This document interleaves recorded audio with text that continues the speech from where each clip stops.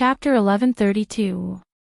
The intense pain from the burning flames on his back caused Azuma's face to distort slightly. Ah!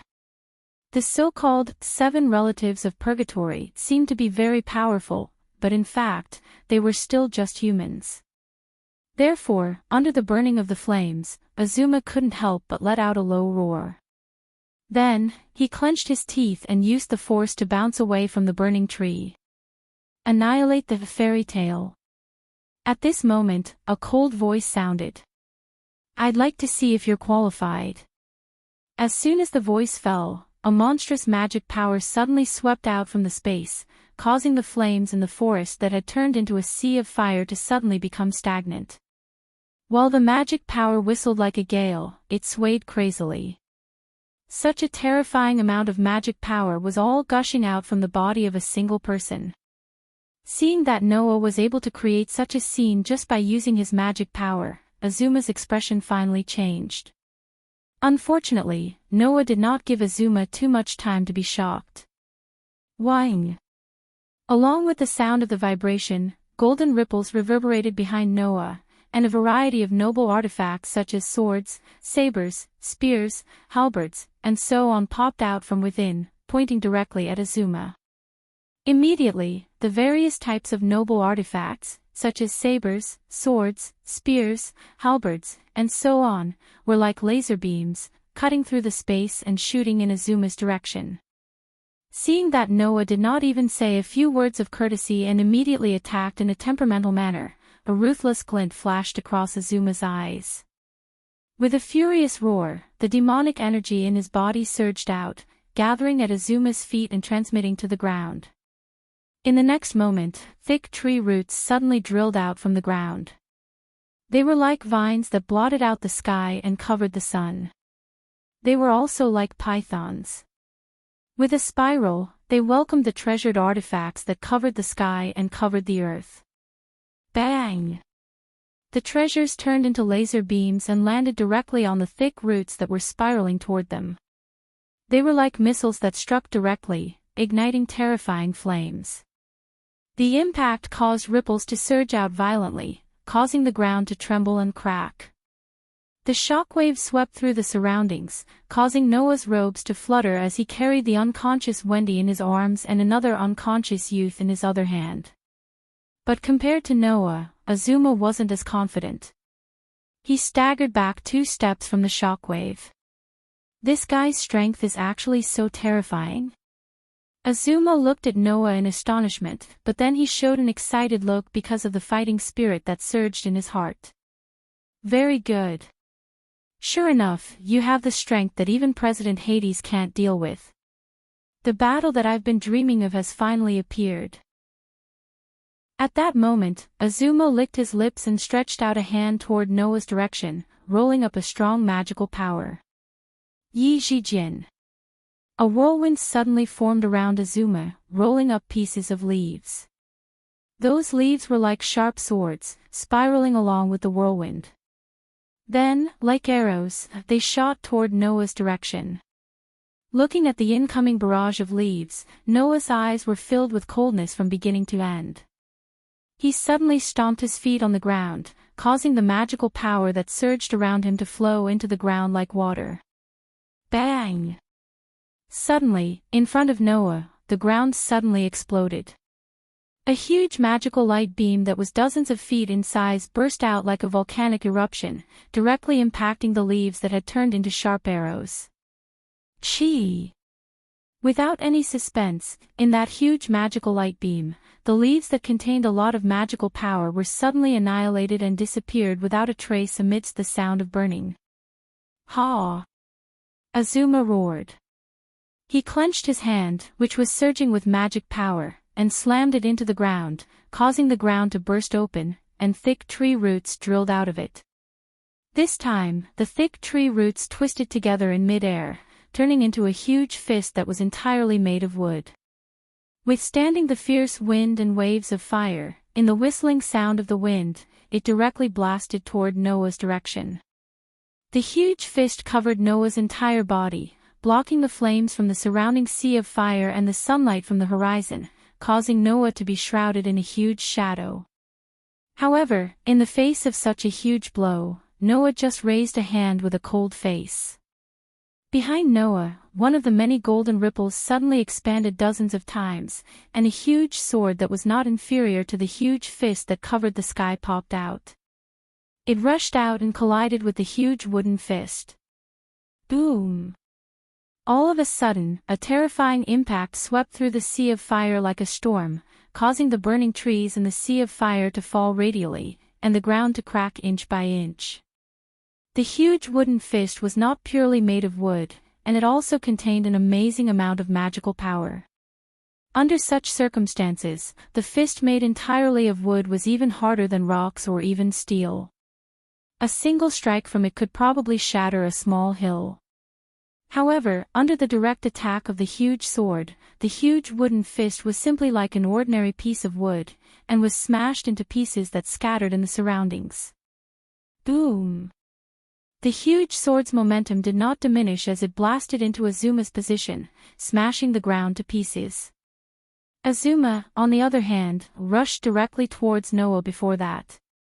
Noah raised his head and looked at Azuma, who was rushing towards him with a fierce face, as if he did not see anything.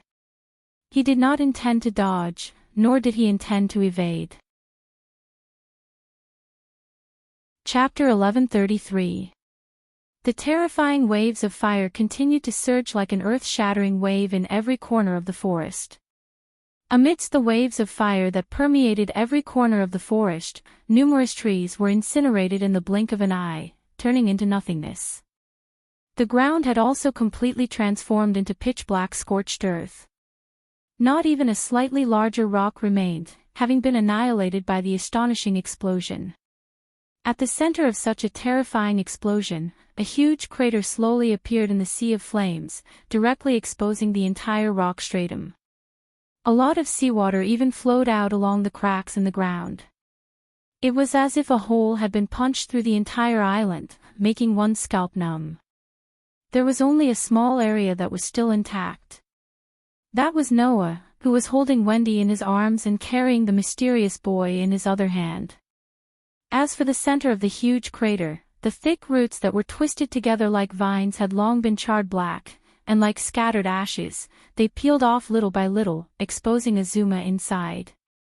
However, although he was protected by the thick roots that contained powerful magic power and were as hard as rocks or even steel, Azuma still seemed to have been burned all over his body. With a stagger, his knees went soft, and he knelt on the ground. Cough cough, a few mouthfuls of saliva mixed with blood were violently coughed out by Azuma's coughing. The blood drained from Azuma's resolute face. His slightly tanned face turned incomparably pale, and his expression was incomparably weak. Even so, Azuma still stared closely at Noah, murmuring absent-mindedly. So strong, really too strong. Azuma was the same as Wally, the kind of battle maniac who liked to fight with the strong. Therefore, when the grimoire heart was preparing to go to war with the fairy tale, Azuma, who was the first to arrive at the Heavenly Wolf Island, first went to find Noah. This was because the entire upper echelon of the grimoire heart knew that this grandson of Makarov had a powerful strength that could compete with Hades. For the belligerent Azuma, this was definitely an opponent that he yearned for even in his dreams. However, only now did Azuma know that he had underestimated Noah's strength. From the beginning to the end, Noah had been carrying a young girl in his arms and a young boy in his hands. While protecting these two people, he didn't even move an inch. In a short span of less than a minute, Azuma, one of the 7 families of Purgatory, had been defeated so cleanly. It must be known that Azuma was not an ordinary member of the Grimoire Heart, but one of the 7 strongest high mages in the entire Grimoire Heart, excluding the president and the vice president.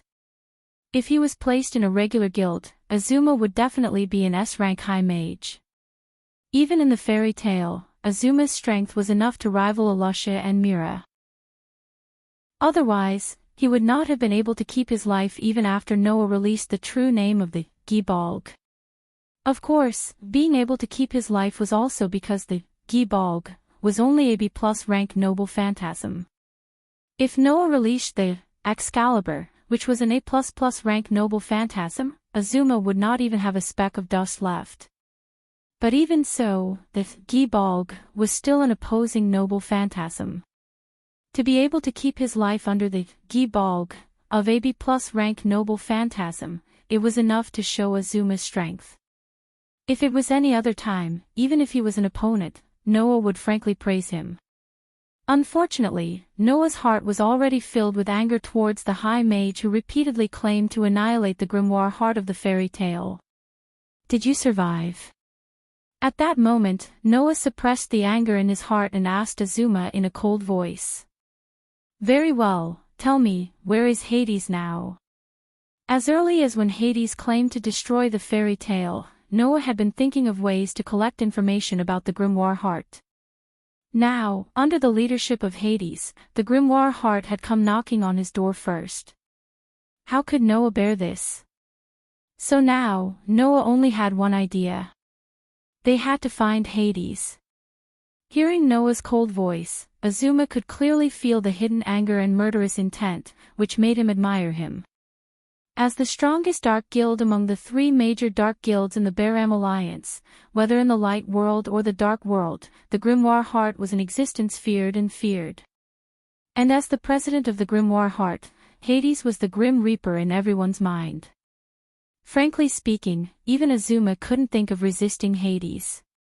Because of this, Azuma wanted to fight Noah, who had the same level of power as Hades. Now it seemed that Noah was not only on the same level as Azuma thought, but also on the same level as Hades. Noah simply wanted to kill Hades. So, how could Azuma not admire him? Just as Azuma was about to say something, he inadvertently glanced at the young man in Noah's hand. Looking at the unconscious young man in Noah's hand, Azuma was startled at first, then his eyes suddenly shrank to the size of a needle tip. At this moment, Azuma's line of sight was completely taken away by the young man in Noah's hand, and he could no longer look away. His face was also shaken like never before. After a long while, Azuma spat out word by word. Joseph. The name that came out of Azuma's mouth made Noah's eyes shrink as well. Jerf.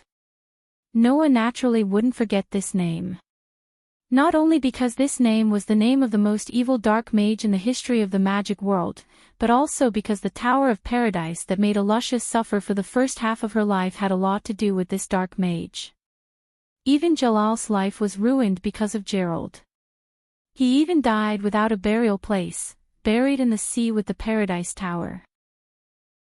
And just now, Azuma had called the boy in Noah's hand the name of the greatest villain in human history.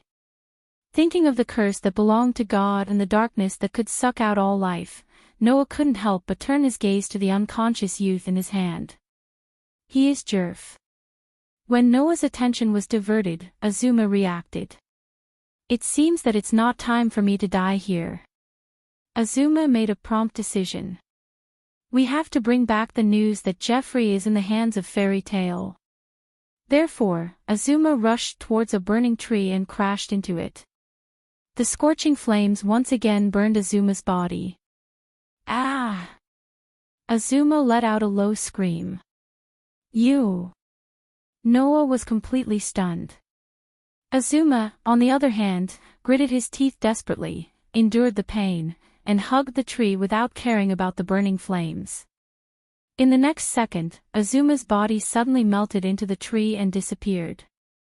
This guy was actually willing to go to such an extent in order to escape from Noah's hands. At this moment, Noah finally reacted. He closed his eyes and extended his sensing ability. Unfortunately, Azuma's aura had already disappeared without a trace. Noah slowly opened his eyes and looked at the forest in front of him that had turned into a sea of fire. He then looked at the youth in his hand and fell silent. Jerf. The dark mage who had existed 400 years ago and was still causing various effects in this world. Was such an existence really the harmless-looking youth in his hand? Chapter 1134. At a corner of Celestial Wolf Island, in the camp of Fairy Tale, a group of magic shooters from Fairy Tale had gathered together. Not only were there magic shooters from Fairy Tale, but there were also a few people who were clearly not from Fairy Tale. They were tied up and thrown outside the camp, and there was another guild's emblem embroidered on their clothes. It was the guild emblem of Grimoire Heart. With Noah as the leader, the group of magic shooters from Fairy Tale were all gathered in the tent, either sitting or standing. The atmosphere was more or less heavy. This is what happened. Lebby pointed at the people who were tied up outside the tent and said to everyone present. When Julian and I were looking for the mausoleum of the first president, Mavis, we coincidentally encountered these members of Grimoire Heart. If it weren't for Alusha and Mira rushing over in time, I'm afraid that Julian and I would have been defeated. We also felt that something was wrong and rushed over. Alusha continued Lebby's words. Then, we found that Lebby and Julian were in a difficult battle, so we took action together and took down these people. Then, we found out from these people that they were the vanguard of Grimoire Heart. They were sent to Celestial Wolf Island to be the vanguard. Mira said worriedly. According to them, most of the Grimoire Heart's troops are on their way to Celestial Wolf Island. That's why Alusa and I sent a signal. This was the reason why the signal flare of an enemy attack appeared. After knowing the whole story, everyone looked at each other and could see the anger in each other's eyes. President Precto. Makarov clenched his fist, his eyes full of anger. Do you really want to destroy Fairy Tale with your own hands that much? He is no longer the second president of Fairy Tale. Laxus hugged his arms and snorted coldly. Right now, he's just an enemy of our Fairy Tale, Hades of the Grimoire Heart. I don't care whether he is Hades or Precto. Naz slammed the table and said angrily. He actually hindered our S-rank magic shooter advancement exam. I will not forgive him. The one who felt the most empathy for Naz's words was Kana. In the corner, Katrina gripped her arm tightly and gritted her teeth. She glanced at Kildas with anger, regret, and unwillingness in her eyes.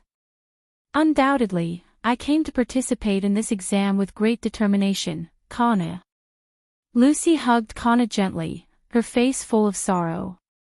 Now is not the time to talk about this. Gray looked at Makarov and said. What should we do now? Retreat? Gray's words made everyone present react differently. Don't joke around. Naz objected with all his might. Since the enemy has come to our door, why should we retreat? Many people nodded and agreed with Naz's words. Obviously, many of the people present had the idea of simply having a showdown with the Grimoire Heart right here and now. This was the Fairy Tale. They were hot-blooded and would never allow others to bully them. However, there were also calm people. If we plan to fight, then we must consider the strength of our side. Alusha looked around at everyone. The opponent is the strongest dark guild in Baram's alliance. Not only is their influence huge, but they also have a powerful enemy that we can't ignore. As the guild leader, Hades' strength is above our guild leader. According to Noah, there are also 7 extremely powerful magic shooters called the 7 Families of Purgatory. Kildas narrowed his eyes. Didn't you already fight with one of the dark guilds in Baram's alliance, the 6 demon generals? Oration cease. Those 7 magic shooters are all comparable to those guys, aren't they? Not only that, in addition to guild leader Hades, in Grimoire Heart, there is also a vice guild leader whose strength is above the 7 Families of Purgatory. Mira shook her head. The enemy's strength is unprecedentedly strong. If we plan to fight, then we must be fully prepared. If there is no chance of victory, retreating here is not a bad idea. Hearing the words of Alusha, Mira, and Kildas, some of the calmer people nodded in agreement. But. Wendy nervously raised her hand and expressed her opinion.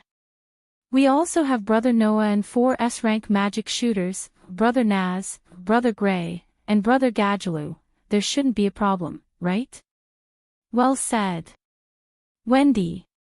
Naz fiercely clenched his fists and shouted. We, Fairy Tale, will never lose to a guild like that. I believe so.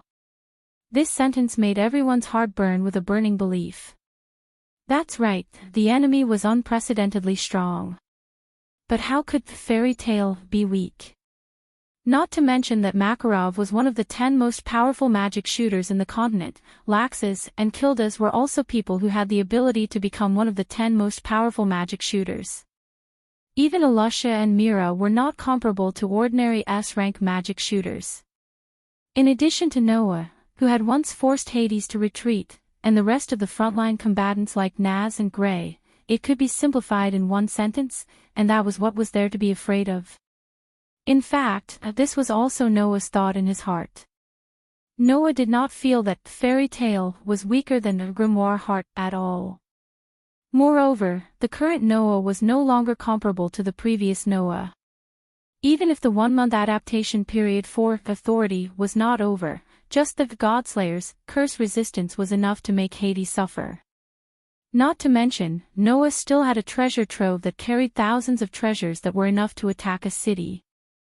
Ashtar, who had a contract with him, had a curse resistance that was above Noah's, and could cut off all magic and curses. Therefore, Noah also stared at Makarov, and his voice was strong and powerful. Grandfather. Let's fight. If it was said that Naz's words made everyone's heart burn with a burning belief, then Noah's words made everyone's belief turn into a flame of struggle. And of course, the flame in Makarov's heart was no less than anyone else's. If you want to make a move against Fairy Tale, then you have to be prepared to be annihilated. Makarov stood up, and like a glaring King Kong, his short body rose with a terrifying aura like that of a giant. The war has begun. Little brats. Therefore, the flame in everyone's heart seemed to have been poured with a bucket of oil, and it was unprecedentedly high. Noah glanced at the young man lying in the other tent, and then looked at the sky outside with a glint in his eyes. If you're here for Jerf, then let today be the last day for you to pursue the so-called abyss of demons, Hades. Suddenly, a more terrifying aura than Makarov's flashed across Noah's body. In the sky not far from Heavenly Wolf Island, a pitch-black magic airship flew over. In the hull of the airship, Hades, who was sitting on the throne, looked at Heavenly Wolf Island through the glass window, and a dark emotion appeared in his fierce eyes. Let's begin the battle between the fairy and the demon. Chapter 1135. Looking at the gradually approaching Heavenly Wolf Island, the archmages of the 7 families of Purgatory in the magic airship hall of the Grimoire Heart revealed fanatical expressions. With Hades as the leader, everyone here had the same goal. Jerf. He was the most vicious and evil dark mage in the history of the magical world. Not only was he the ancestor of dark magic, but he also had a great impact on the current world. For example, the so-called demon race was a race created by the black mage Jerf. For the past 400 years, stories of the devil race harming the human world had been circulating on the continent almost all the time. It was obvious how much harm this race had caused to humans. It was precisely because Jerf created such a race that he became the most vicious and evil dark mage. However, this was exactly what some crazy people were pursuing. Just like how there were people who believed in the devil race and people who yearned for the devil race, there was no more suitable belief and pursuit than dark mage Jerf. Therefore, to the people of the Grimoire Heart, Jerf was a godlike existence. Now that the existence that they had been pursuing for so many years was right in front of them, everyone was excited. Even Hades was excited. The essence of magic is darkness. It was because I understood this that I became a resident of darkness. Hades clenched one of his hands tightly, and a pitch-black magic power surged out of his body. Since the essence of magic is darkness, then as the ancestor of darkness, Jerf is undoubtedly the true leader of the abyss of demons. He is the one who grasps the supreme truth. That's why we need Jerf. Urudia's emotions seemed to be a little agitated. Let Jerv become the king of the world and create a world where only magic exists. Only humans who have mastered magic can survive. Ordinary humans will never be able to exist in this world of magic. That's our goal. For this, we'll do everything we can. Hades glanced at Urrutia below. Urrutia, is the news that Azumar sent back accurate? Azuma won't make a mistake in this kind of matter. The expression in Urrutia's eyes changed slightly. I'm afraid that Jerv has really fallen into the hands of Fairy Tail. Is that so? Hades looked in the direction of Heavenly Wolf Island expressionlessly. You've given me another reason to destroy all of you. Fairy Tail. The group of Grimoire Heart Sorcerers also more or less revealed some cruel emotions. At this moment, Melody, who had been looking ahead in silence, was startled. She pointed to the front. What is that? Hearing Melty's words, everyone shifted their gaze to the Sirius Island outside the glass window of the airship. Everyone's eyes, including Hades's, narrowed. In the air above the celestial Wolf Island, in front of the path that the magic airship was traveling on, there was an ark that was made of dazzling gold, and its wings were made of emerald gems. It looked like a flying bird, and it was hovering in front of the magic airship. Everyone present, including Hades, could see it clearly. On that incredible ark, there was a person standing against the wind. Noah slowly raised his head and looked at the magic airship that was gradually approaching. On the ark named Vimanas, Noah's pitch-black and deep eyes exploded with a frightening expression. I've been waiting for you for a long time, Hades. This sentence was very soft. It was so soft that it was drowned out by the surrounding whistling wind as soon as it came out of Noah's mouth. However, on the magic airship, the group of Grimoire Heart Sorcerers all heard it in disbelief. They heard this sentence that should not have been heard. Whoosh! In the next moment, accompanied by an extremely sharp sound, streaks of light that looked like meteors broke out without any warning. They cut through the sky and shot directly in the direction of the magic airship. Those streaks of light were sabers, swords, spears, halberds, and various other types of treasures. Bang, bang, bang, bang, bang. Along with a series of explosions, the relic artifacts that shot over directly exploded on the magic airship, stirring up a violent impact and setting off dense flames. Like missiles, the magic airship was riddled with holes in an instant. Ah! Many people on the magic airships cried out in shock. They suddenly lost their balance and started to sway left and right. Some of them even collapsed on the ground, shaking violently along with the magic airships that were hit. Oh! Is that the magic airship that appeared in the battle against the 6 demon generals? Oration cease. Only Hades remained seated on the throne with a calm expression. He didn't waver in the slightest as he looked at Noah, who was standing on the Vimanas, and suddenly smiled. Very good, little demon. I'll accept your greeting gift for the time being. After saying that, Hades immediately ordered. Urrutia. Yes. Urrutia tried her best to stabilize her body and raised the crystal ball in her hand. Arc of Time. A burst of strange magic suddenly reverberated from the crystal ball in Urrutia's hand, causing the crystal ball to light up and illuminate the entire magic airship. All of a sudden, the magic airship that was on the verge of crashing due to being hit by the missile-like noble phantasms suddenly paused. Its entire body turned into a burst of light and gathered together.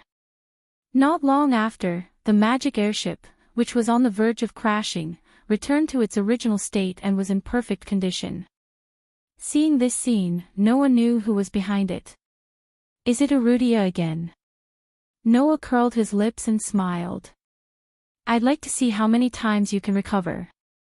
After saying that, Noah raised one hand. Hum.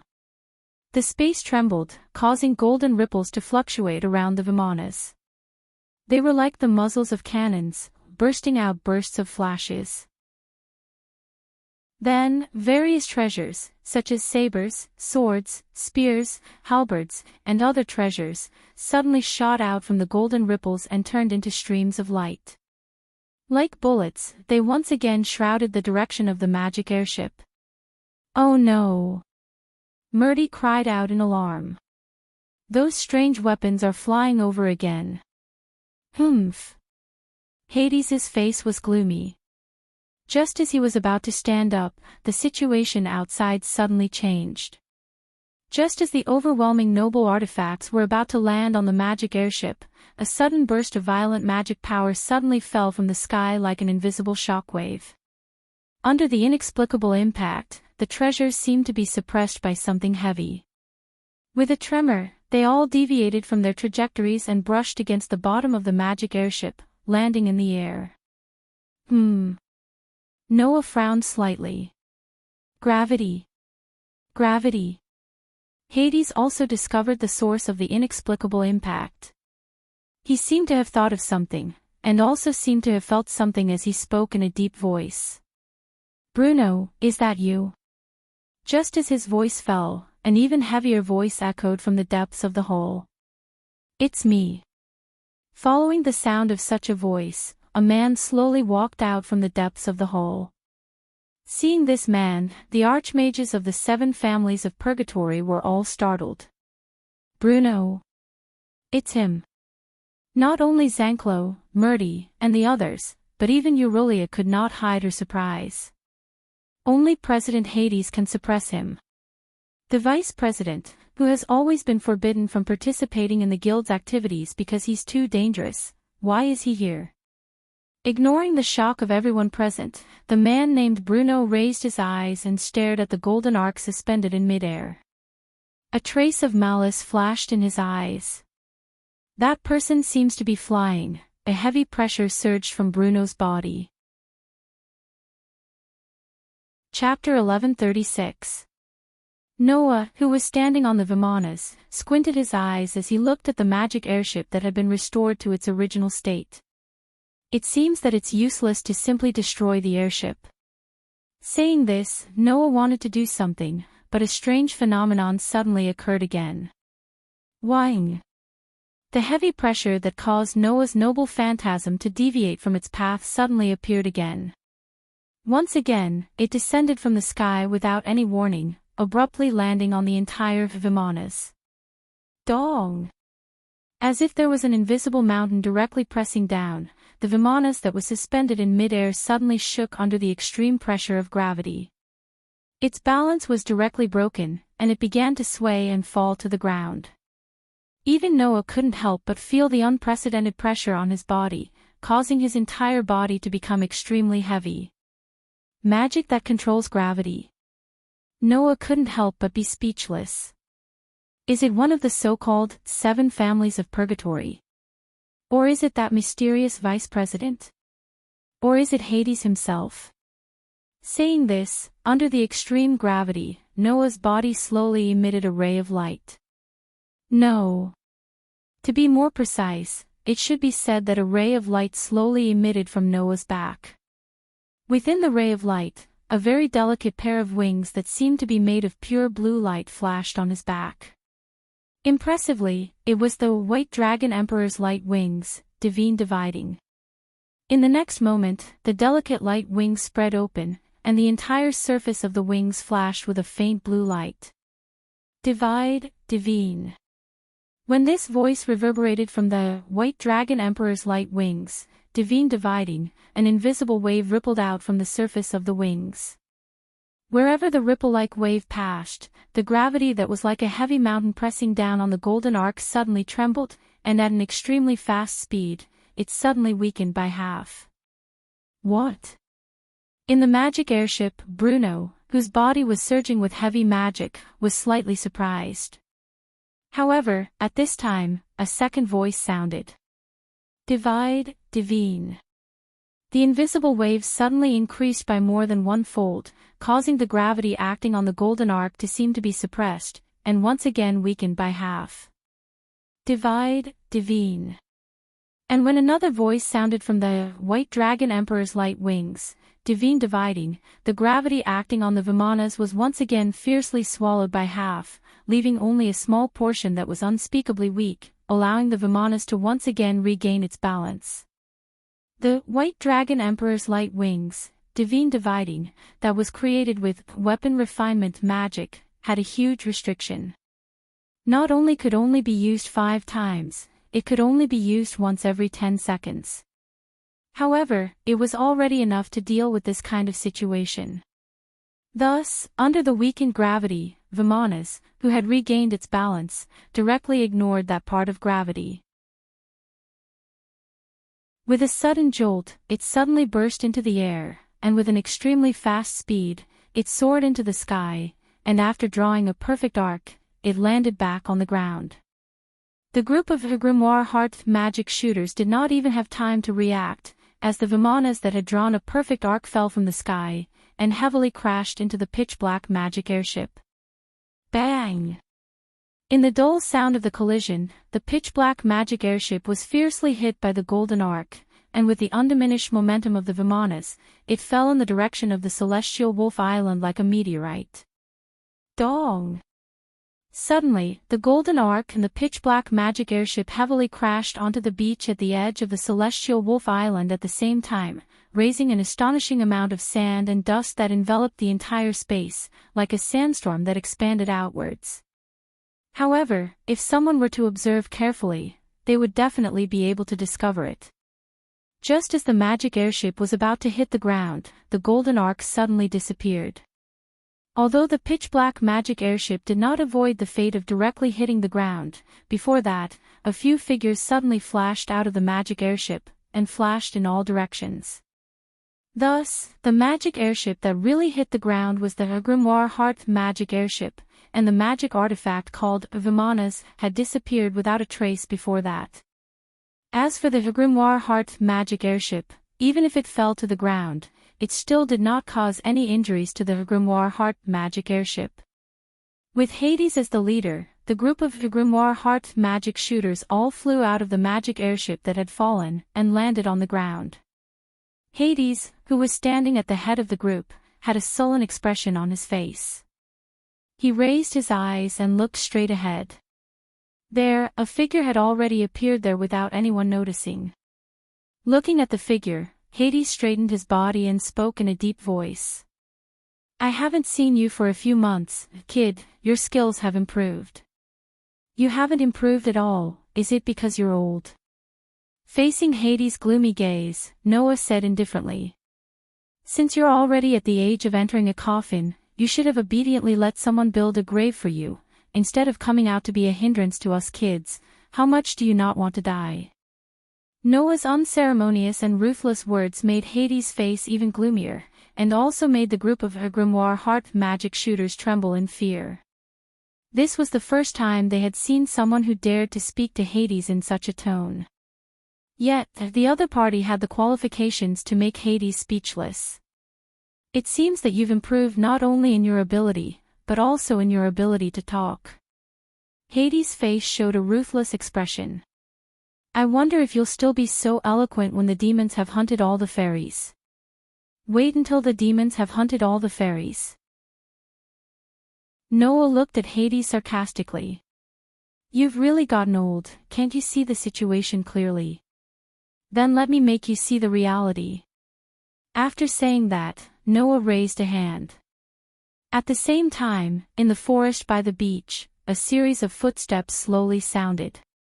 The group of Grimoire Heart magic shooters turned their gazes in the direction of the forest, and then focused their gazes in unison. In the forest, with Makarov at the head, the magic shooters belonging to Fairy Tale all walked out, each of them with a cold expression on their faces. Seeing this scene, Hades narrowed his eyes. "Makarov. Precto. No. Hades."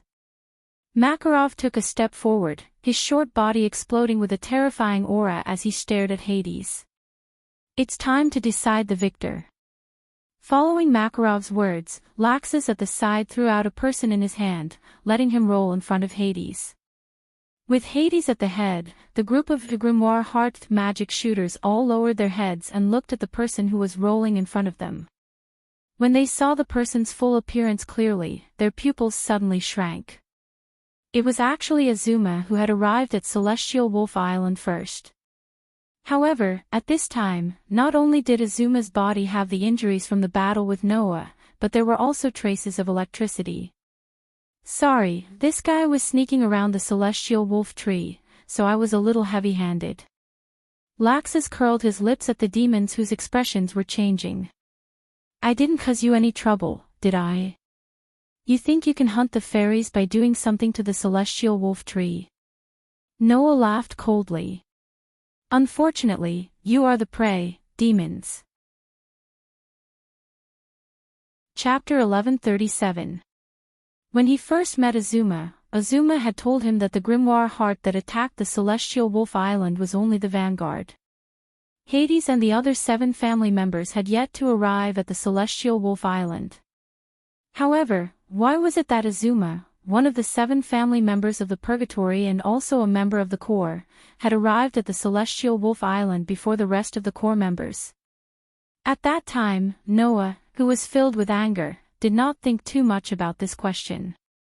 When he returned to the fairy tale camp and completely calmed down, he faintly sensed that something was wrong. Noah could be considered to have some understanding of the Celestial Wolf Island. When the Celestial Wolf Island was mentioned, he would definitely think of 3 special places. The first was the barrier that enveloped the entire Celestial Wolf Island. This barrier could render all probing magic ineffective, making it impossible for anyone to use magic to find the Celestial Wolf Island. Only Fairy Tail, who knew how to get to the Celestial Wolf Island, knew the location of the Celestial Wolf Island. The second was the mausoleum of the first guild leader, Mavis. In terms of form, the importance of this mausoleum to Fairy Tail was beyond doubt. And in terms of substance, Mavis' mausoleum sealed the 3 great spells of the Fairy Tail. It was impossible to say that it was not special. As for the last one, it was the Celestial Wolf Tree. That wasn't just a tree. Thinking back, when Noah first came to the Celestial Wolf Island, he faintly sensed the uniqueness of the Celestial Wolf Tree.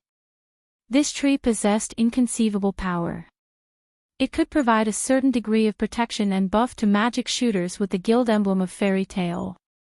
Not only could it increase the magic power of magic shooters, but it could also guarantee that magic shooters with Fairy Tail would not receive fatal damage within the range of Sirius Island. It could be said that as long as the Celestial Wolf Tree was present, it would be difficult for high mages of Fairy Tail to die on the Celestial Wolf Island. As the former president of Fairy Tail, it was impossible for Hades to not know about this matter.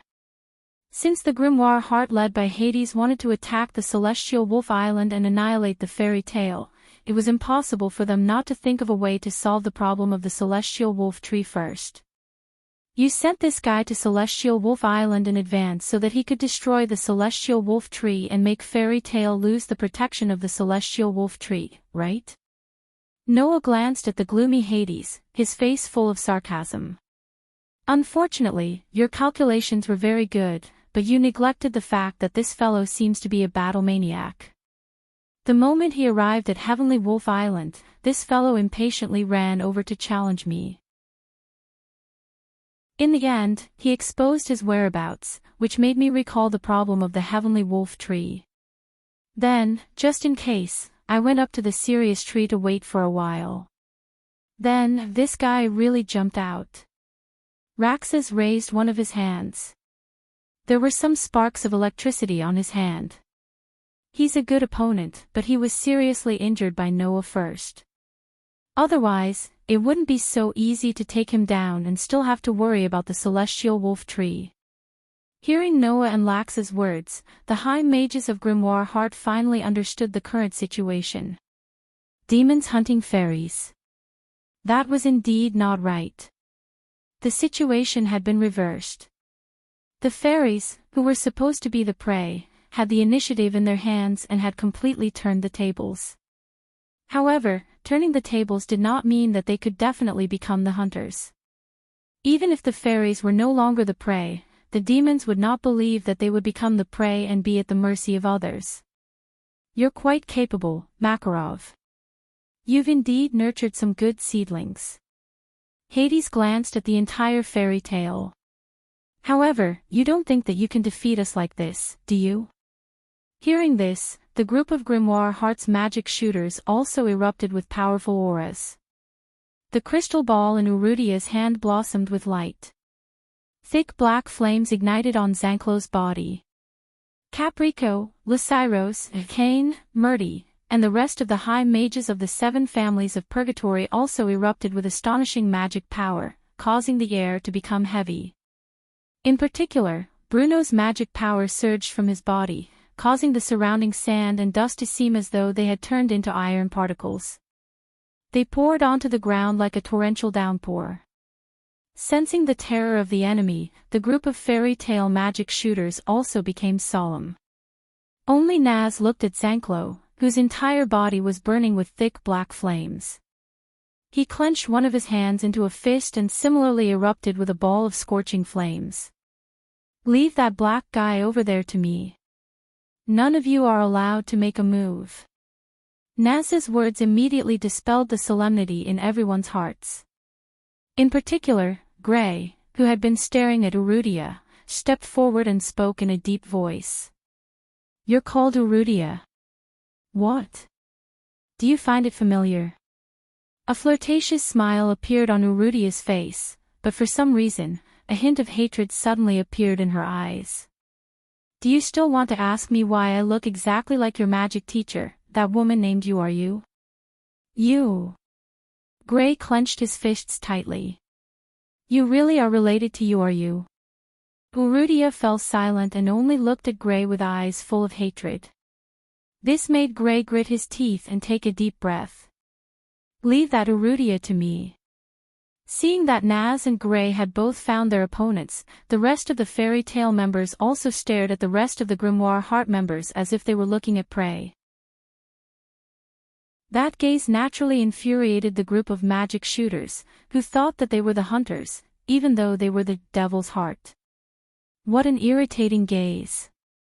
Zanclo's entire body was burning with black flames as he laughed insolently. "Can you kill them all? Can you all fly?" Bruno asked in a low voice as he stared at the people of Fairy Tale. "Fairies have wings. What will it be like when they fly? I'm really looking forward to it." Sensing the anger and murderous aura surging from Bruno, Zanclo, and the rest, Hades waved his hand expressionlessly. "Do as you like. Torture these fairies however you want." This sentence completely ignited the tense atmosphere of the entire scene. "Torture the fairies." Makarov abruptly raised his head and roared furiously. "Do you think you can do it?" As soon as his voice fell, Makarov's entire body suddenly expanded, and in the blink of an eye, he turned into a giant that blotted out the sky. "Come and try the attack of the fairies that you want to torture. Demons." In the next second, a huge fist brought with it the whistling of the wind. With an astonishing momentum, it fiercely descended from the sky and blasted towards the Grimoire Heart. Boom! Amidst the roar, the entire ground trembled under the direct impact of that huge fist, and it stirred up the sand and dust that filled the entire space. However, before that happened, the group of Grimoire Heart magic shooters scattered one after another, including Hades.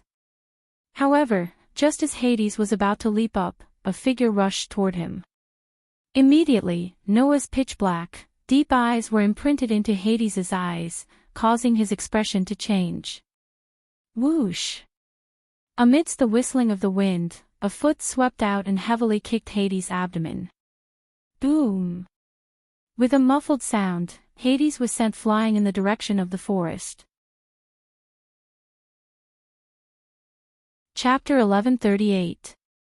Shio! Amidst the sharp sound of air breaking, Hades, who had turned into an arrow leaving the bow, was sent flying backwards with extreme momentum, shooting straight into the forest. Bang bang bang bang! Hades, who had turned into an arrow that left the bowstring, flew backward. Wherever he passed, the trees were broken one by one under the impact. The trees fell one after another amidst the waves of wood fragments that rose into the air. Shwa! After smashing through an unknown number of trees, Hades fiercely clenched his teeth and swung his hand. A chain made of pure magic power formed in his hand and shot out. The claw-like wedge at the front bit down on a huge rock.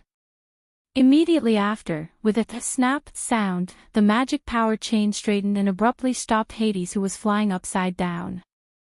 Hades stabilized his body and landed on the ground. Feeling the sharp pain from his abdomen and back, Hades' face became ugly. That brat, when did he have such a degree of physical ability? He still remembered that a few months ago, Noah's physical ability was not strong enough to send Hades flying so far with a kick and break so many trees in the process.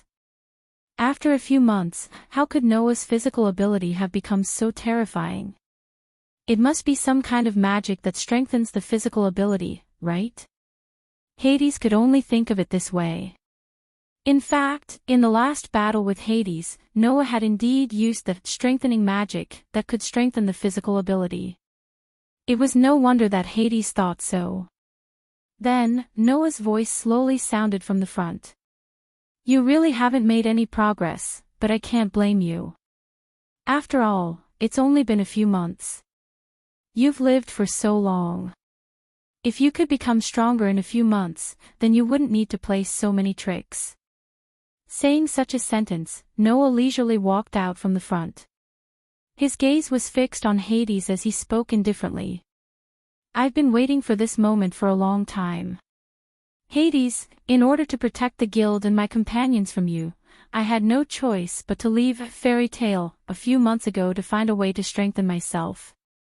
Now, I'll let you prove to me just how much I've improved compared to a few months ago. The moment he finished speaking, a wave of phosphorescent air burst out from Noah's body. That was not magic power. It was divine power. Cold Steel Queen, the holy sword that slays demons and demons, turn into a sword of steel and bestow me with divine power. Since Hades was the second-generation leader of Fairy Tale, it was clear how long he had lived until now. Even Makarov was already more than 80 years old. Hades' age was at least 100 years. Although it was not impossible for him to live to this age, it was indeed strange that he could still be so lively. But no matter what, Hades had lived for so many years. In order to get close to Jerv, he had also been exploring the abyss of magic. Even the lost magic of the 7 families of purgatory was taught by him. How could he not be experienced and knowledgeable? Under such circumstances, Hades was surprised to find that the language Noah was chanting like a spell was a language that even he did not recognize. But that was to be expected. The spell Noah was chanting now was the Elvish language that existed in the sword dance of the elves' world. It was not the language of this world at all. In the spell written in the Elvish language, a dazzling light bloomed from Noah's body and gradually gathered on one of Noah's hands and formed in his hand. At the next moment, a sacred sword that was shimmering with silver light appeared in Noah's hand, surrounded by a series of light particles. Aster. Noah muttered to himself. It's time. Suddenly, a voice that only Noah could hear sounded in his heart. I am Master's sword. Everything will be as you wish. Thus, an astonishing light shone from the elven magic equipment called the Demon Slayer, illuminating the entire space. What? What is that? Feeling the power of the Demon Slayer that was completely different from ordinary magical weapons and the phosphorescent aura that surged around Noah, Hades exclaimed in surprise. That is not a magical weapon. Moreover, that brat is not using magic. How is this possible? Ignoring Hades' shock, Noah's eyes flashed. His feet tightened and his body suddenly shot out like a bullet. In an instant, he appeared in front of Hades. Clang! The Demon Slayer, which was covered in a dazzling radiance, let out a sharp sword cry as it tore through the air. It mercilessly slashed down towards Hades in front of it. Under Noah's chop, the elvish device named Demon Slayer created an ear-piercing sonic boom in the air. That momentum and that speed caused Hades's pupils to shrink. He could only raise his hand and block the silver sacred sword that was slashing towards him. Clang! A burst of dense black light surged from Hades's hand. The color was so dense that it was leaning towards purple. It was like the big mouth of a crocodile. Amidst the vibrations of magic, it bit towards the silver holy sword that was slashing towards him. Like a viscous liquid, it heavily collided with the holy sword. Poochie! In the next moment, a clear tearing sound resounded. It was the sound of the Demon Slayer, which was shining with a brilliant white light, cleanly cutting the darkness that was trying to bite him in half. Wah! Hades was finally moved. As for the Demon Slayer that was still moving forward, it brought with it an intimidating light as it descended. Bang! Along with the sound of an explosion, a magical ripple of black and white spread out from the space, directly breaking the nearby trees in half and toppling them one after another, stirring up mud and debris all over the sky. At the center of the impact, Hades, who had always been calm, was finally in a sorry state. His whole body fell out of the impact and smashed onto the ground. After rolling a few times, he jumped up and knelt on one knee to stabilize his body. However, even so, Hades still did not hide his shock. He raised his head and stared at the Demon Slayer in Noah's hand. It actually cut through magic. Hades knew quite a lot of magic that could be used against magic. For example, the superior destruction magic, Crush, was a magic that could even shatter magic. Therefore, if there was a magic weapon that could cut through magic, Hades would not be surprised at all. However, the Demon Slayer in Noah's hand was clearly not a magic weapon. This was because Hades did not detect any magic at all. Interesting. At this moment, Hades's gaze towards the Demon Slayer became scorching hot. In this world, there is actually a weapon that is not a magic weapon and does not need magic to activate it to have such an effect. It can even cut through magic. Is it a power that existed before magic? Or is it a miracle that appeared in this world after magic? If I can study this power thoroughly, I may be able to understand the truth of this world and see the true abyss of magic. Hades raised his head and smiled at Noah's direction. So, little brat, give that weapon to me.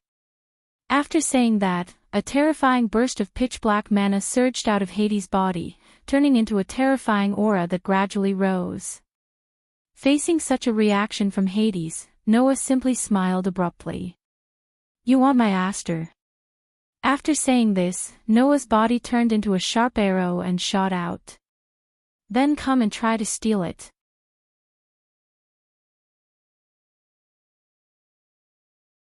How can a mere brat who can't even see through the essence of the path of magic defeat my magic? Noah, who was rushing in Hades' direction, heard his opponent's low roar. The corner of his mouth couldn't help but curl into a mocking smile. Indeed, in terms of the realm of magic alone, in this world, I'm afraid that there is no human who can compare to you. Perhaps you have truly reached the realm closest to Jerf. It wouldn't be an exaggeration to call you the strongest human sorcerer. Saying such a sentence, the phosphorescent divine energy around Noah's body shook violently like a violent storm. Unfortunately, magic is still magic. In front of Aster, who has the highest level of curse resistance and can cut off all magic and curses, it's still not enough. After saying that, Noah's hand that was holding the Demon Slayer tightened. Divine energy continuously poured into the elven equipment, causing the holy sword that could even kill a demon king to flash with a blinding light. Absolute sword skill. Form 6 Shattered Fang. In an instant, a thunderous sword heavily pierced into the madly spinning darkness in front of Hades. Noah abruptly released his hand that was holding the sword and clenched his hand into a fist. He fiercely punched the hilt of the sword. The shining silver holy sword directly broke through the dense darkness and shot towards Hades like an arrow. Poochie! Like a laser that shot past Hades' ribs, blood splashed out from the side of Hades' ribs. His entire body was in a hurry to dodge, and he couldn't even stabilize his body. He was extremely embarrassed as he rolled on the ground, continuously rolling out. Hiya hiya! This time, Hades finally let out an angry roar. He fiercely supported himself with one hand on the ground and jumped up, reaching out his hand towards Noah's direction, accompanied by a trembling sound. Purple magic formations intertwined around Noah's surroundings, forming a mysterious pattern.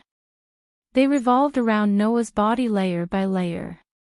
At the same time, the hand that Hades stretched out exploded with a shocking amount of magic. 100 styles of Amaterasu. In the midst of Hades' angry roar, the magic formations that surrounded Noah and formed a mysterious pattern suddenly exploded. Dong! The shocking explosion was like a physical impact, crazily surging out in front of Hades. It set off layers of flames, stirring up layers of fire waves, covering Noah's entire body. However, almost at the same time, a cold voice reverberated from the center of the layers of flames and fire waves. You really don't know how to learn your lesson. Following the sound of that cold voice, the originally extremely violent and dense waves of flames suddenly stagnated, as if they were attracted by some invisible force, converging in one direction. Not long after, the dense flames and waves of flames all converged on a shining silver holy sword, causing the holy sword to explode with a terrifying amount of flames. What? Hades was shocked. However, at this moment, Noah, who did not have a trace of injury on his body, suddenly flashed in front of Hades with a terrifying amount of flames. A pair of deep black eyes met Hades' vision, flashing with a ruthless cold light. Absolute sword skill. Form 4 Flame Slash. Carrying a terrifying amount of flames, the demon slayer heavily slashed in the direction of Hades, whose expression changed greatly, in an incomparably beautiful trajectory. Pang! Compared to the previous explosion, with Noah and Hades as the epicenter, the entire scene was like a great disaster, causing the terrifying waves of flames and flames to transform into a storm, spreading in all directions. That terrifying storm of flames almost instantly spread to a distance of 100 meters, dyeing the entire space red, causing the air in this space to become extremely dry, and even slightly distorted and blurred. On the beach, some distance away from the battlefield between Noah and Hades, a group of magic shooters from the fairy tale and the grimoire Heart, who were fiercely fighting each other, felt the tremors on the ground and the astonishing movements on the battlefield. Each and every one of them had a shocked expression. That's President Hades's Amaterasu 100 styles? Holding the crystal ball in her hand, Burudia recognized the shocking explosion. From the looks of it, the battle doesn't seem to be over yet. President Hades has already used Amaterasu 100 styles, yet he still hasn't won. Don't underestimate Noah too much. Gray's entire body emitted a fatal chill as he stared unwaveringly at Urudia. Since Noah was able to force Hades to retreat last time, then this time, Noah will definitely be able to defeat him. After all, he won't lose to an opponent he's already fought once. Naz, whose entire body was also surging with flames, grinned at Zanklo opposite him. This is the power of the opponent I've always wanted to defeat. Is that so? Zanklo's smile was no longer as arrogant as before, but full of anger. Before that, you'll have to die here first. If you can do it, then come and try. The flames on Naz's body surged even more fiercely. Come. I'm already burning. Chapter 1140. Who? The violent flame storm was still spreading throughout the entire space, causing more and more areas to be covered by the merciless waves of fire. In the blink of an eye, it created another sea of fire. In the center of the sea of fire, Noah, who was holding the demon slayer, tapped his toes on the ground. After retreating for a distance, he stopped and looked ahead. There, the violent flame storm was spreading to the surroundings, and at the same time, it seemed to be condensed together, rotating and intersecting. It was like a small sun, with some flames undulating on its outline. Even though there was a distance between them, Noah could still feel the temperature of the flame storm that was like a small sun. If an ordinary human went in, even if it was just for a moment, wouldn't he be directly turned into ashes? However, Noah didn't think that Hades would die so easily. Although, under the buff of the highest level elven equipment called the Demon Slayer and LV, for ability value, Noah's strength had completely surpassed Hades, and he didn't feel any pressure when dealing with Hades, but being able to deal with him didn't mean that he could kill him. With Hades' strength, if he died so easily, he wouldn't have lived for so many years. Facts proved that Noah's guess was indeed correct. The flame storm that was violently fluctuating and rolling like a small sun suddenly trembled without any warning, and issued a sharp buzzing sound. A heart-palpitating evil magic power surged out from the center of the flame storm. Noah Dole. In the next second, a voice that sounded like it came from hell slowly echoed from the surging evil magic power that gushed out from the ground. Very good, you are qualified to see the magic power that I have mastered. Let me show you what true darkness is, the true abyss. The frightening magic power that surged out from the flame storm suddenly shook, and the raging flame storm and the surrounding sea of fire were all dispersed.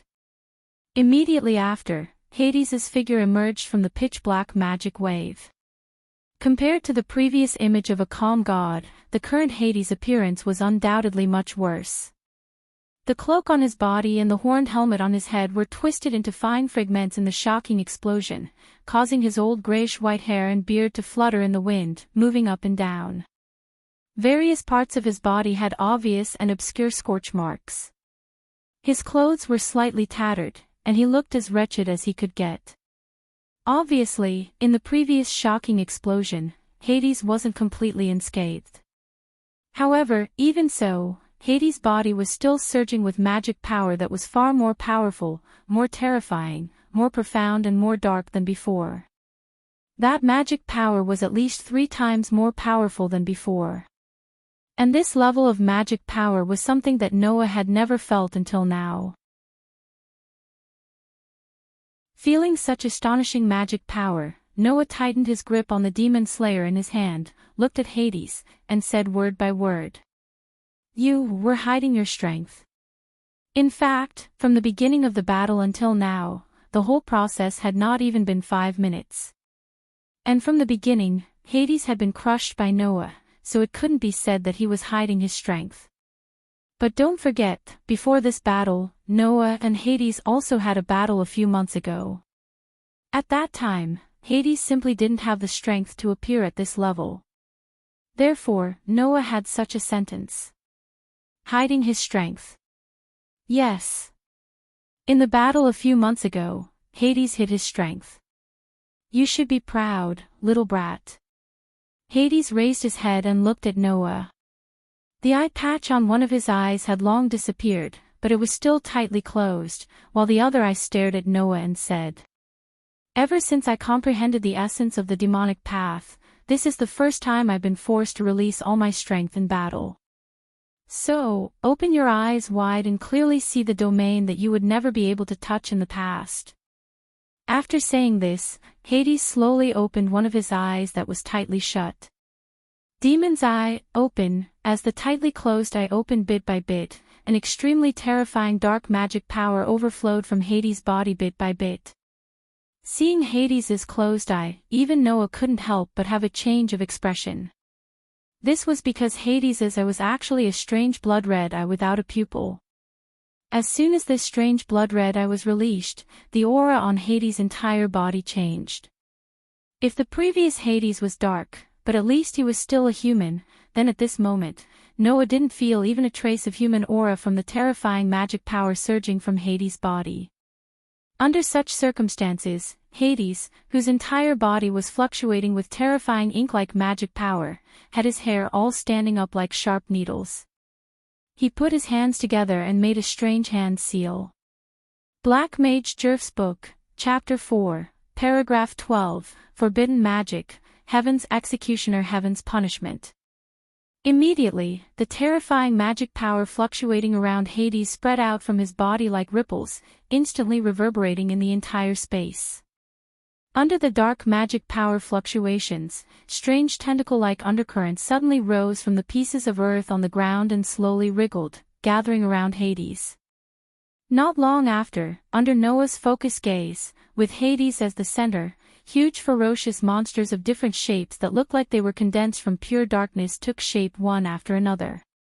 When the ferocious monsters that seemed to be condensed from pure darkness appeared, the world seemed to have sunk into darkness all of a sudden, as though it had sunk into an abyss.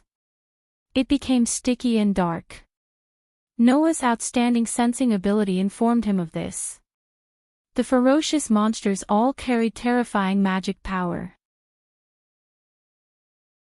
Each of them carried magic power that was almost comparable to that of the 10 great Saint Magi. Hades actually created nearly 10 monsters that were comparable to the 10 great Saint Magi with a wave of his hand. This is my strongest magic, the forbidden magic belonging to Chapter 4, Paragraph 12, of Black Mage Jerf's book. With the help of the resonance between my own magic power and the surrounding magic power, I can create virtual life from objects that contain magic power. I can even create demons from pieces of earth, and each of them has great power. Hades's voice also became extremely evil along with his appearance. Do you see that? Brat. As long as you can step into the abyss of the path of demons. Get close to Jerf. You can even create demons. You can even touch life. This is the true essence of the path of demons. To be able to die under this move. You can die without regrets, right? Ha ha ha ha. This was Hades' trump card. This was Hades' true strength. Why was it that Noah undoubtedly forced Hades to retreat a few months ago, but Hades always looked as though he could defeat Noah? This was the reason. A few months ago, Hades did not show his true strength at all. At this moment, Hades finally released all of his mana and used his most powerful forbidden magic, creating nearly 10 demons that were as powerful as the 10 great holy magi. In the face of such a Hades, if it were Noah a few months ago, he would only end up defeated with a grievance. Unfortunately, Hades was destined to regret it for the rest of his life. He regretted not getting rid of Noah a few months ago. Die without regrets. The next moment, an indifferent voice sounded in the space. So that's how it is. If this is your strongest trump card, then you can die without regrets after defeating it. As soon as he finished speaking, Noah's dark and deep eyes suddenly turned into a cold silver-white color, and they flashed with a crystal-like light. A strange fluctuation of magic power reverberated in the dark space like invisible ripples. Under the touch of the invisible magic power ripples, the demons that were comparable to the 10 great Saint Magi froze. Kacha, a strange sound was heard. Chapter 1141. Kacha, when such a voice resounded in the dark space that had turned into an abyss, the strange and terrifying atmosphere in the air suddenly froze. Hades, who was laughing maniacally, froze as well. Wang. Noah's eyes, which had suddenly turned into an icy silver-white color and were flickering with a crystal-like radiance, slowly lifted up. They trembled slightly and shot forward like a cold sharp sword, shrouding the demons whose strength was comparable to the 10 great Archmage Masters. As Noah raised his eyelids, the bodies of the demons that were gazed at by his ice-cold, silver-white eyes began to change. Kacha! Kacha kacha! Amidst the sounds of ice condensing, the devils whose bodies were pitch black gradually turned into an ice-cold steel color, and their bodies were slowly covered by steel. I'm magic! Hades shouted in shock. Impossible! How can my forbidden magic be affected by a mere magic? I'm magic! As the name suggested, it was a magic that existed through the projection of one's eyes or line of sight. This type of magic wasn't very rare. For example, in fairy tales Thunder God's Order, Freed, Bixro, and Abegrin all had different types of eye magic. Therefore, although eye magic couldn't be said to be common, it wasn't rare either. The forbidden magic that Hades had was a powerful magic that could create devils, which was used by the legendary dark magus Jerv. Even Hades had to hide such a magic, and had always kept it as a trump card. How could it be affected by a mere eye magic? Unfortunately, Noah's icy smelt wasn't the eye magic of this world. As a result, those evil demons whose strength was comparable to the 10 great Saint Grand Magi were slowly turned into statues of heavy steel under the effects of the icy smelting, and no longer made any movements. Then, Noah turned his gaze and looked at Hades. Hades suddenly felt one of his hands become ice-cold and heavy. Gotcha! In the next moment, starting from his fingers, one of Hades' hands began to slowly turn into heavy steel. Wah! Hades' expression changed again and again, and he let out a deep roar. He mobilized all the magic in his body and gathered it in his hand that gradually turned into cold steel. Under the surge of magic, the tempering of Hades' arm slowed down at a speed visible to the naked eye, until his entire arm almost turned into steel before it stopped. It should be said that he was worthy of being the person who had been pursuing the essence of the demon path for so many years. In the realm of magic, he could be said to be the person closest to Jerv, or even the abyss of the demon path. Even if he couldn't understand the true nature of Noah's icy smelt, he still found its weakness in an instant. There were only 2 ways to resist icy smelt.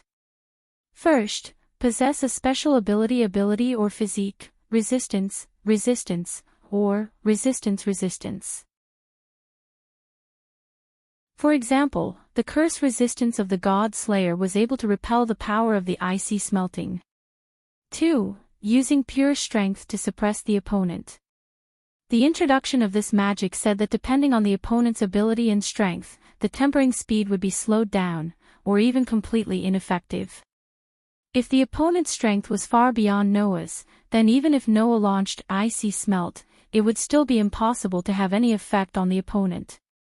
Hades naturally couldn't be stronger than Noah, or even by that much, so he could only use magic to suppress and slow down the tempering speed. However, Noah's icy smelt had another effect. That was, he could crush the part that was successfully tempered with a thought. Bang! Following the sound of an explosion, Hades' arm that had turned into cold steel directly exploded, and thick blood spurted out from the section that wasn't tempered. Ah! Hades let out a blood-curdling scream full of pain. However, Noah didn't have the slightest bit of mercy. While Hades was screaming in pain, his whole body shot out, flashed in front of Hades, and the demon slayer in his hand fell. Poochie! With a clear tearing sound, Hades' other intact arm was separated from his body, and flew into the air amidst the sputtering blood. Ah! Hades screamed in pain, and the pain climbed to the extreme. Then, a foot suddenly kicked out and landed heavily on Hades' chest. Bang!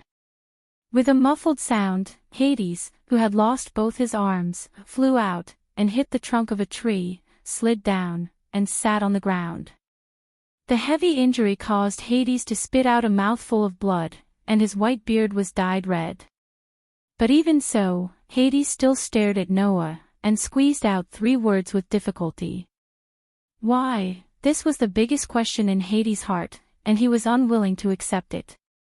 Undoubtedly, a few months ago, without even opening the demon's eye and releasing all his magic power, and without using the strongest forbidden magic, divine punishment, Noah used all his skills in order to fight against him, and he almost died several times at Hades' hands. Now, only a few months had passed, and Hades, who had used all his strength in the truest sense, could not even last 10 seconds before being crippled by Noah. Why? Why did Noah become so terrifying in just a few months? The abyss of the demonic path that I've been pursuing for so many years can be surpassed in just a few months. Hades growled like an injured beast. Undoubtedly, Jerf is already in front of me, and I'm just a little bit away from getting him. Why did I fail? Why? Hearing this, Noah cast his gaze on Hades. His cold silver-white eyes slowly returned to the dark and deep color, and a trace of fluctuation flashed through them. After a moment of silence, Noah said, "Although it's a little strange for me to say this, and it might just be a joke to you, I still have to say it." After saying that, Noah lifted his foot and walked towards Hades. As he walked, he spoke. As he walked, he said, "Perhaps the essence of magic is darkness, and darkness is also the origin of the miracles in this world. However, as long as it's darkness, it's destined to be dispelled by light. Evil can't win over good. This is just an empty saying." Noah came in front of Hades and looked down at him. "But no matter what, it's always useful, isn't it?" Hades stood up in a daze. "As long as it's darkness, it's destined to be dispelled by light. Evil can't win over good." Indeed. If it was before this, Hades would have treated this as a joke. However, in this situation, there was nothing more convincing than these two sentences. When you chose to fall into darkness, you should have known that as darkness, there would be a day when it would be dispelled. Of course, there would also be times when light would be covered by darkness. In the end, light and darkness, who's stronger and who's weaker, who's real and who's fake, who's winning and losing, these are all relative. There has never been a definite and accurate answer. After finishing his sentence, Noah raised the holy sword in his hand high above his head. "What you need to know is that the devil's prank on the fairies ends here, Hades." After finishing his sentence, Noah's holy sword in his hand swung down. However, just as the glittering holy sword was about to land on Hades' body, an inexplicable magical light suddenly descended from midair. Noah's outstanding sensing ability allowed him to detect this change. His hand movements paused. Just as he was about to react, Hades, who was sitting on the ground, suddenly raised his head. Hades, who had lost both his hands, jumped up and charged towards Noah. Seeing this, Noah's eyes sharpened. He turned around and kicked Hades' abdomen. With a bang sound, Hades was once again sent flying backward. However, at this time, the magical light that descended from the sky flashed behind Noah and landed on Noah's body.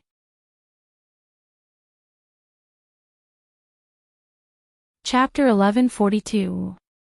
Wang. When the light of magic fell from the sky onto Noah's body, Noah's whole body flashed with light. In the light, on one of Noah's wrists, a wristband-like pattern slowly appeared, flashing with a pink radiance. At the same time, a cold mechanical voice echoed from not far away. "Feel the connection, success." Along with this voice, not far away, a figure appeared in front of Noah. It was a young girl. It was a petite girl who looked to be around 13 or 14 years old. She seemed to be around the same age as Wendy. She had short pink hair and a pair of wing-shaped earphones. She had a tender and cute face that was as cold as ice and was wearing a cloak. Seeing this young girl, Noah narrowed his eyes. Noah's memory wasn't bad to the point where he couldn't remember a person he had seen 10 minutes ago. He still remembered that in the Grimoire Heart's 7 families of purgatory, one of them was this young girl in front of him. And in the Grimoire Heart's 7 families of purgatory, all of them had learned the lost magic personally taught by Hades. In other words, just now, this 7 families of purgatory, belonging to the Grimoire Heart, used some kind of lost magic on Noah. Hades, who was sent flying by Noah's kick and heavily smashed into the ground, once again spitting out a mouthful of blood, actually laughed. "Good job, Melty." Melty didn't answer, only silently walking in front of Noah, closely looking at Noah's face. Only when Melty came closer did Noah notice. On Melty's wrist, there was a pattern that was blooming with pink radiance. Intuition told Noah that this pattern wasn't just beautiful. Not knowing if she saw through Noah's thoughts, Melty, who was closely looking at Noah, slightly raised her eyes and spat out such a sentence. From this moment on, your life and mine are completely linked. Life link? Noah was slightly taken aback. What was the meaning of this? The one who answered Noah's question wasn't Melty but Hades. To be precise, it should be a sensory connection. Hades stood up with great difficulty, ignoring the fact that blood was still flowing out of his two severed arms. He stared at Noah with a ferocious look in his eyes. The feelings of the two people connected by this magic will be completely linked together, and the feelings of the two will be completely shared. Hades glanced at Melty, including pain. After saying that, Hades's scarlet eyes burst out with a burst of bloody light. Bang! Suddenly, Melty seemed to have been hit by an attack that couldn't be seen with the naked eye. With a muffled sound, Melty was sent flying without any warning. He smashed into the ground and rolled a distance away. Seeing this, Noah's eyes flashed with a cold light. There was no longer any pity in his eyes when he looked at Hades. You actually attacked your own companion. Looking at Noah's piercing cold eyes, Hades couldn't help but take a step back. He endured the injuries on his body and forced a smile. I just wanted to prove it to you. Even if you don't want to show your weak side in front of me, you can't deceive yourself. Just now, the pain caused by my attack on Melty, you should have suffered all of it, right? Right, I'll tell you one more thing. Hades couldn't accept that he was afraid of Noah. He showed a fierce expression. Although this magic has no way to share the injuries of one party with the other, it can only connect the feelings of both parties. However, there is one exception. Exception. Noah suddenly smiled. Are you trying to say that death is the only exception? If one party dies, the other party connected by this magic will also die. Hearing this, the expression on Hades' face stiffened slightly. He subconsciously felt that something was wrong. Originally, Hades thought that after he attacked Melty, the reason why Noah didn't feel anything was just that he was forcefully holding on. But now, seeing Noah's calm expression and cold eyes, how could he feel any pain? Could it be that Noah wasn't forcefully holding on? Melty's sensory link was ineffective on Noah. When he thought of this possibility, Hades' heart sank. From the beginning, Hades planned to let Melty find an opportunity to perform a sensory link with Noah so that he could deal with this young existence who could compete with him without opening the demon's eye. To be honest, in Fairy Tale, Hades really didn't think highly of anyone. Even Makarov, one of the 10 Saint Archmages, couldn't withstand one move from Hades, let alone the other Fairy Tale Archmages. The only one in Hades' eyes was Noah. Therefore, after meeting Noah in Magnolia and learning of Noah's ability, Hades, who wanted to annihilate Fairy Tale sooner or later, began to plan to let Melty use the sensory link to get rid of this variable. And now, Hades had been defeated in Noah's hands. If even Melty's magic was ineffective on Noah, then Hades would definitely die. Thinking of this, Hades' expression changed. Then, without any hesitation, he shouted in Melty's direction. Kill yourself. Melty. These words made Noah's expression freeze. As for Melty, her eyes only slightly fluctuated a few times. Then, she got up from the ground and took out a dagger from her arms. This girl was actually prepared to carry out Hades' order. Swish! In the next moment, Melty did not hesitate to ruthlessly stab the dagger towards her own heart. Buzz! However, almost at the same time, a golden ripple suddenly fluctuated in the space around Melty. A chain popped out and wrapped around Melty's dagger, stopping the momentum of the dagger that was violently stabbing towards Melty's heart. Melty didn't even have time to react before a figure suddenly appeared in front of her. Paw! A crisp sound echoed in the air. That was not the sound of the dagger in Melty's hand being slapped away. It was Noah, who had suddenly appeared in front of Melty, who had slapped her on the tender face with the back of his hand. Feeling the pain from her cheek, Melty was completely stunned. She blankly raised her head and looked in Noah's direction. What entered Melty's eyes was a face that was clearly angry. Looking down at Melty, who was blankly staring at him, Noah could not hide the anger in his heart. What do you think life is? As mentioned before, what Noah hated the most was the blasphemy of life for no reason. It was not that Noah hated to see fighting and killing. He was so compassionate that he believed that all lives in the world were equal and that everyone's life was precious. Noah had always thought that people who deserved to die should die. However, people who did not deserve to die should cherish their hard-won life. Noah did not know whether Melty was a person who deserved to die or not. However, there was no doubt that Hades was a person who deserved to die. Giving your life to that damn guy is a tool to use. Noah coldly snorted. That may be your freedom, but please do it in a place that I can't see. After saying that, Noah turned his head. His gaze was like a deadly arrow, shooting directly in Hades' direction. This time, Noah's murderous intent were no longer concealed. As for you, you have one more reason to die. Golden ripples fluctuated around Noah's body. Just as Hades felt a sense of crisis in his heart, a voice that was 1,000 times colder than Noah's suddenly sounded. Yes, life is precious, but some people's lives should be erased as soon as possible. A thick darkness engulfed the entire area.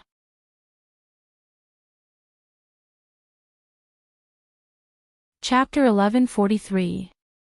The thick darkness came so abruptly.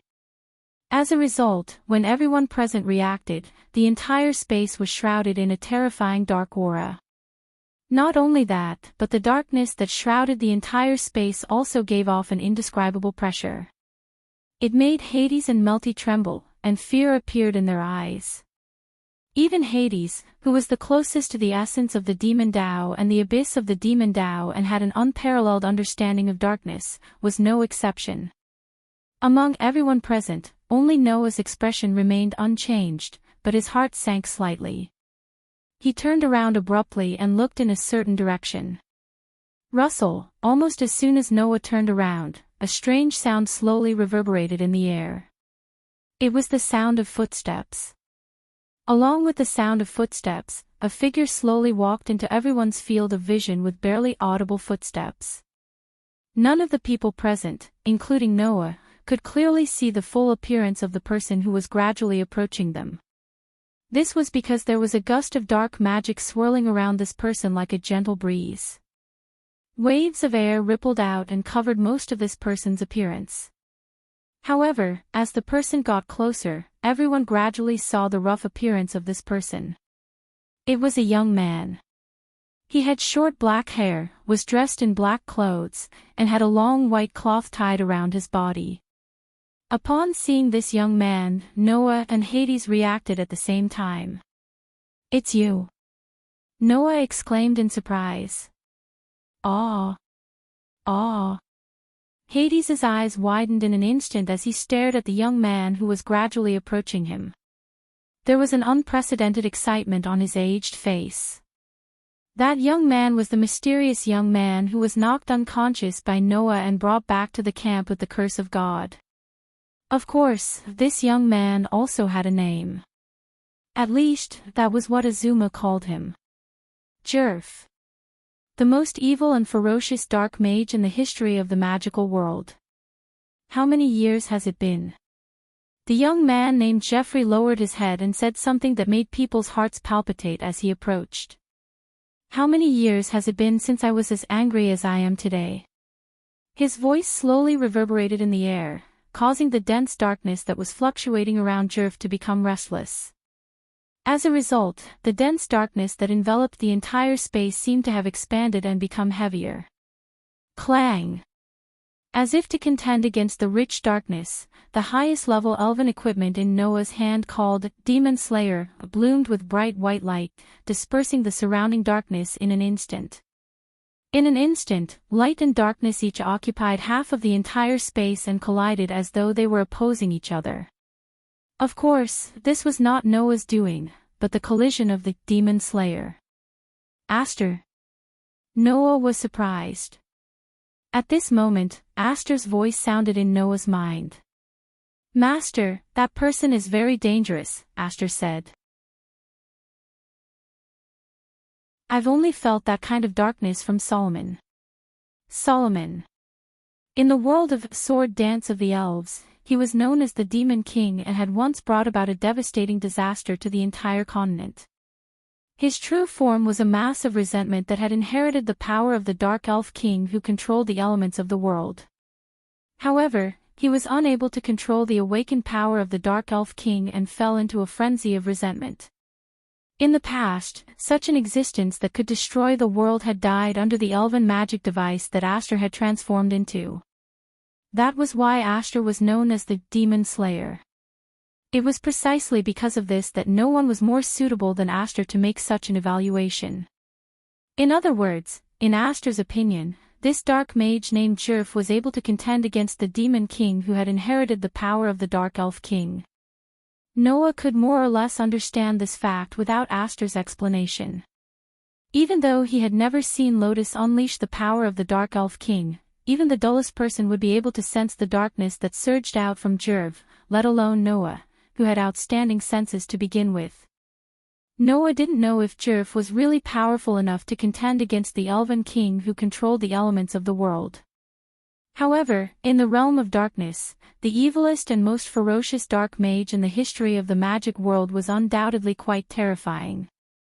Otherwise, Aster, who had once opposed the Demon King, wouldn't have provoked hostility and confrontation against Jerf without permission. Translator, Henyi translator, Henyi translator, Henyi Jeffrey raised his head in surprise. At this moment, everyone saw it. A pair of red eyes. Although those eyes weren't as red as Hades's demon eyes as though they would drip blood, they gave off the feeling that they were the eyes of a true demon. Jerf. Hades was so excited that he took a step forward in Jerf's direction. "It's really Jerf." Jeffrey's face turned cold after hearing Hades's words. "Do you really want to see me that much?" Jerf's cold words contained extreme anger that anyone could feel. "To the extent that you don't hesitate to bring about the end of this era." Jerf's words stunned Noah and Hades at the same time. The end of an era. Hades looked at Jerf blankly with a confused expression. The end of an era. Noah frowned, and a sense of uneasiness emerged in his heart. That uneasiness was exactly the same as the uneasiness that Noah had been feeling all this time. "It's the evil thoughts of people like you that attracted it." Jerf stared at Hades, his red eyes fluctuating with uncontrollable anger. "Everything is over. You must pay the price for your foolish actions."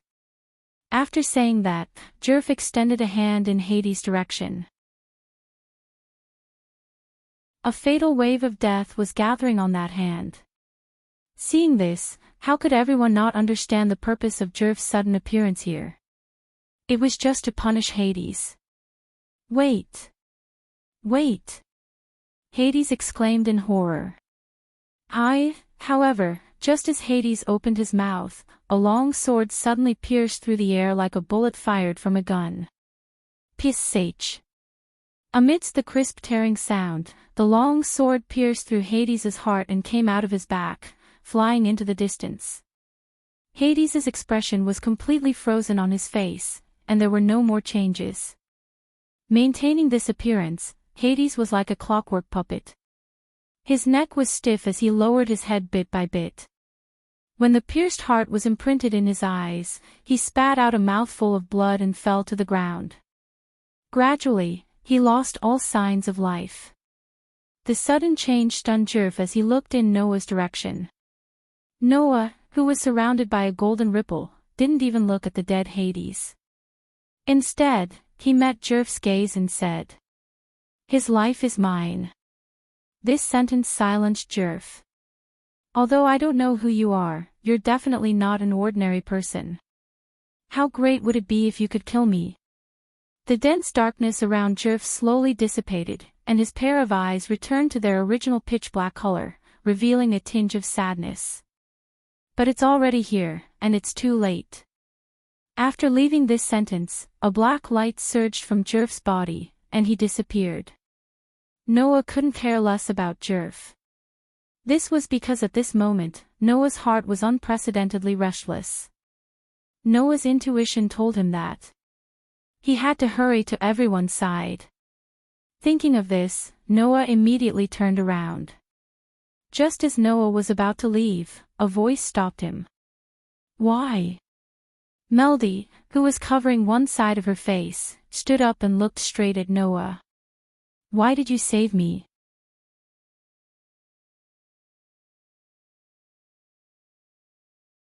Chapter 1144. Melty's words made Noah's body, which had just turned around, freeze. "You aren't affected by the sensory connection, right?" Melty stared at Noah's back and asked. "Since you aren't affected by the sensory connection, then even if I die, you won't die with me. Why did you save me?" Melty only realized that Noah wasn't affected by the sensory connection after Noah slapped her. Even after slapping Melty, Noah's expression didn't change at all. Logically speaking, Noah, who shared the pain with Melty, should also feel the pain from the slap. However, Noah didn't even frown. His face didn't even twitch. It didn't look like he was enduring the pain. In addition, Hades had just attacked Melty and Noah wasn't affected by the sensory connection either. This made Melty understand.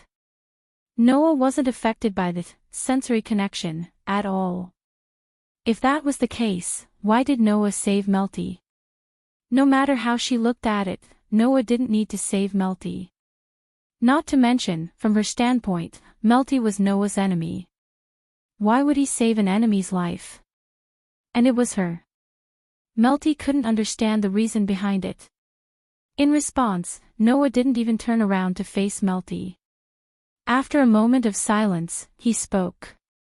"Indeed, because of my physique, the sensory connection brought by your magic didn't affect my body. Even if our senses were connected through your magic, the magic effect wouldn't be transmitted to my body." "Then why did you save me?" Melty didn't give up and asked. "You don't have a reason to do that, do you?" "Reason?" Noah's voice carried a hint of laughter. "Only killing people needs a reason." "Since when did saving people need a reason?" Melody was completely stunned by his words. Of course, this answer was just for show. The real reason was that Noah couldn't bear to see Melty let others play with her life and obediently obey. If Melty was willing to sacrifice her life for Hades, then it would be fine. However, Noah could feel that Melty was simply following orders, and didn't sincerely want to sacrifice her life for Hades. In other words, Melty was simply obeying orders, and took it for granted. Even if he had to sacrifice his own life. Treating life as a tool to obey orders? It was precisely because Noah could not tolerate this that he attacked in anger. "I've said it before. If you want to use life as a tool, it's up to you. However, please do it in a place where I can't see you. If that's the case, I won't stop you." Noah turned his head and glanced at Melody, who was staring at him in a daze. "But your life belongs to you, and you can't use it a second time. If you can, why don't you cherish it a little?" After saying this, Noah no longer paid attention to Melty and rushed toward the beach. Melty had been watching Noah's back as he gradually disappeared into the distance. After Noah disappeared from Melty's sight, Melty muttered to herself, "That's right. Cherish my life." After engraving this sentence in her heart, Melty shook her head and suppressed all thoughts. She lifted her feet and walked in another direction. On the other side, Noah shuttled through the forest at his fastest speed and rushed toward the beach. After the all-out battle between Fairy Tale and Grimoire Heart broke out on the beach, Noah took Hades and forcibly changed the battlefield. After all, whether it was Noah or Hades, both of them had power that far exceeded that of the 10 great Saint Magi. Once they started fighting, even if it wasn't earth-shattering, it would still be enough to change the terrain. Under such circumstances, if Noah and Hades were to fight, the greatest possibility was that even the magic shooters of Fairy Tale, who were allies, would be affected. Once he considered this problem, Noah had no choice but to forcibly change the battlefield with Hades. Otherwise, once he needed to release the power of some powerful noble phantoms in the treasury, Noah would have to be restrained for fear of affecting his companions. Therefore, it was necessary to change the battlefield. Moreover, he needed to change the battlefield to a certain distance away. As a result, Noah was quite a distance away from the battlefield where the Fairy Tale and the Grimoire Heart were engaged in an all-out battle. Therefore, when Noah rushed to the beach at his fastest speed, it was already 5 minutes later. After leaping out of the forest and appearing on the beach, the first thing Noah saw was the messy beach. The beach was full of potholes, and it was unbearable to look at.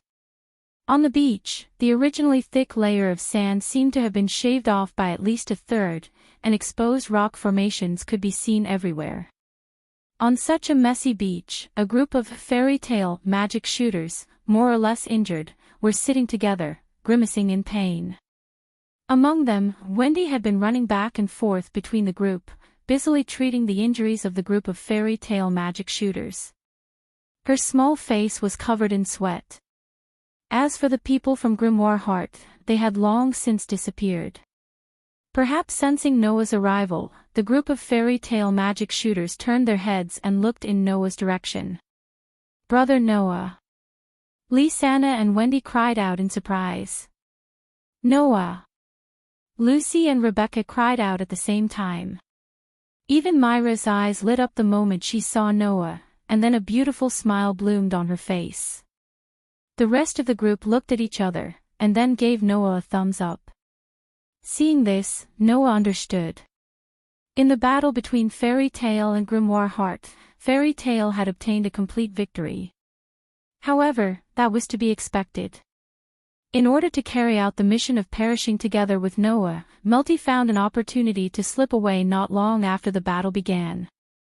The other members of the 7 families of Purgatory might be very strong, and each one of them could even contend with Alusha and Mira.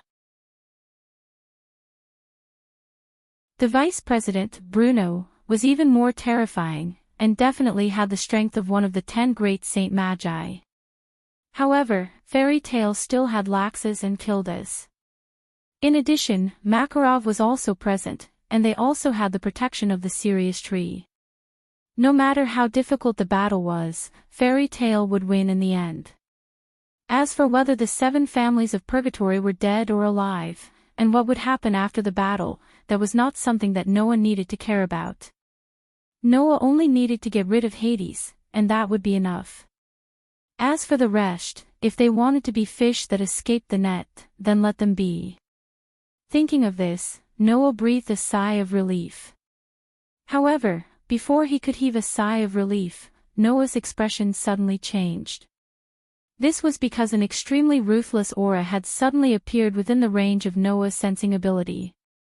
Following the appearance of that ruthless aura, an incomparably terrifying pressure descended from the sky, enveloping the entire Heavenly Wolf Island. Roar! In the next moment, a roar that shook the entire horizon resounded, turning into a sound wave. It was as if a substantial shock wave had spread to the entire Heavenly Wolf Island. At this moment, the expressions of all the magic shooters on the scene completely changed. Everyone, including Noah, fiercely raised their heads and looked towards the horizon. In the distant cloud layer, a huge black shadow fell down violently.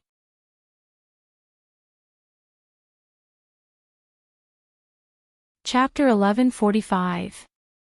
Roar! When that astonishing roar reverberated throughout the entire Heavenly Wolf Island, the faces of all the magic shooters from Fairy Tale changed. It was as if their brains had been hit by an internal impact, or as if their eardrums had been hit by a terrifying shriek. All the magic shooters from Fairy Tale turned pale in an instant. They covered their ears and let out blood-curdling screams. Even Noah felt as if his entire body had been hit by something heavy from above. His shoulders sank, and his pitch-black eyes violently shook. His heart was also in turmoil. It was different from the rest of the magic shooters from Fairy Tale. In addition to being shaken by that roar, Noah's superb sensory ability allowed him to clearly feel a terrifying aura and magic power. It was like an ancient beast, like a demon from hell. It carried a terrifying and ruthless aura and an astonishing fiendish aura and magic power that far exceeded human imagination. Soon after, Noah, who was staring at the sky, saw it. In the distant clouds, a huge black shadow slowly descended. It was a dragon. It was a pitch-black black dragon with mysterious blue patterns all over its body. It had a pair of huge wings that resembled feathers. Its head was incomparably malevolent, and its body was incomparably huge. Its entire body carried an extremely frightening and ruthless aura. Such a black dragon slowly descended from the clouds. The air around its body was directly shaken by that terrifying pressure. It was as if a god had descended from the heavens, causing the entire Heavenly Wolf Island to be covered by that huge black shadow. Soon after, the black dragon's eyes flashed with an ominous glint. It raised its malevolent head, opened its mouth full of sharp fangs, and let out a resounding roar towards the Heavenly Wolf Island below. Roar! The terrifying roar that resounded throughout the heavens and earth once again turned into a substantial sound wave. Like a shock wave, it shrouded the entire Heavenly Wolf Island, causing the sand on the beach to turn into a sandstorm that raged wildly. However, the group of Fairy Tale's magic shooters did not have the time to care about such a change. Everyone just stared blankly at the huge dragon descending from the sky. They had completely lost their ability to react. Especially Kilda's. His eyes were constantly trembling violently, and there was a strong sense of horror and fear in them.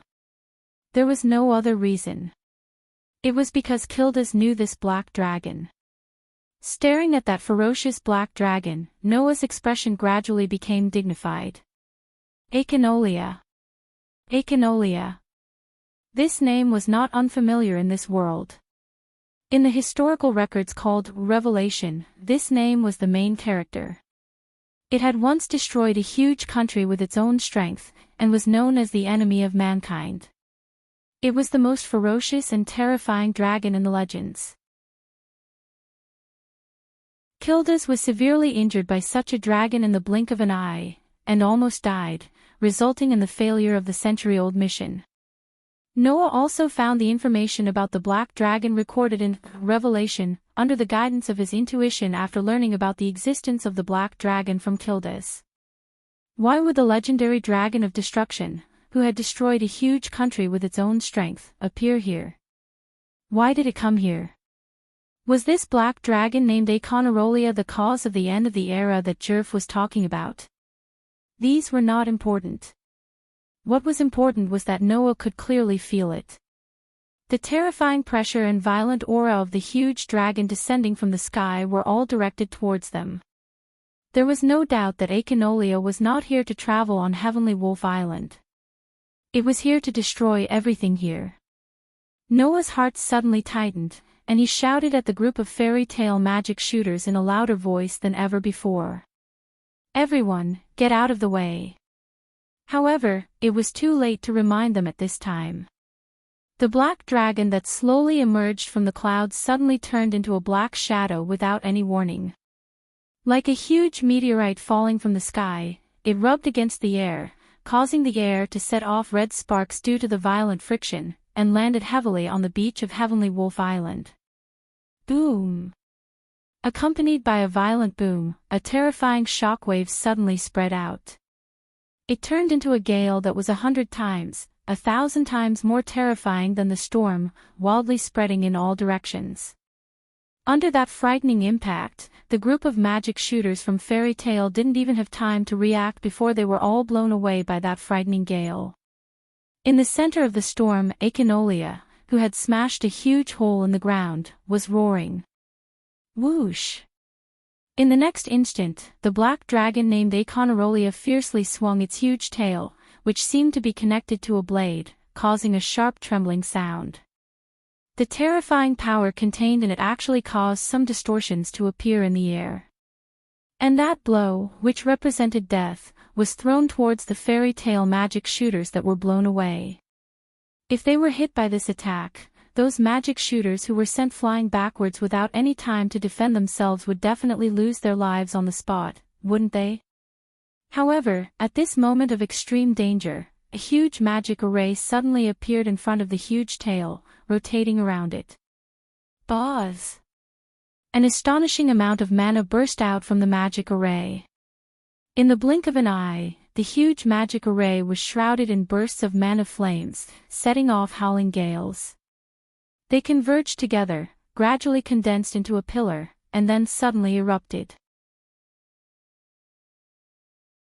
Soon after, from the huge magic array, a magic light pillar that seemed to be able to penetrate the heavens and the earth streaked across the sky with a sharp whooshing sound, fiercely shooting towards Echinolia. Bang! The sky-piercing magic light beam collided with the giant tail, which was mixed with a terrifying force, and exploded with a loud bang. Even from 1,000 meters away, the sound of the violent explosion could still be faintly heard.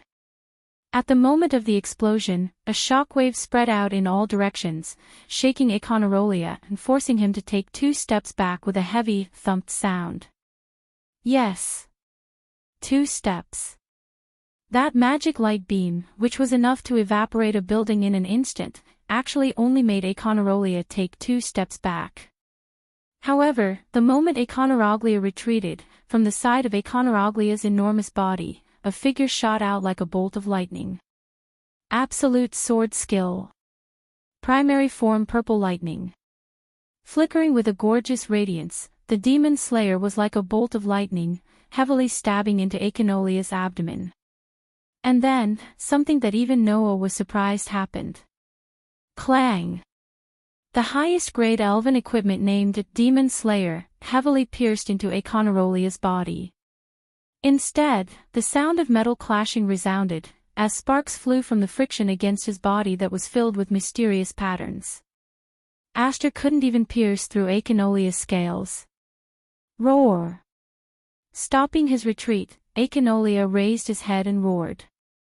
A huge malevolent claw suddenly lifted, streaking across the air, and in a sharp explosion, fiercely smashed into Noah's body. Bang! A muffled sound that shook one's eardrums resounded. Noah's whole body was like a ball, sent flying by Echinolia.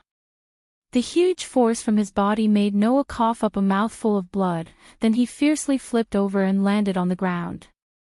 His feet rubbed against the ground, and he slid a considerable distance before stopping. Looking up at the ferocious dragon roaring towards the sky, Noah felt bursts of pain coming from his body, and the way he looked at Echinolia had completely changed.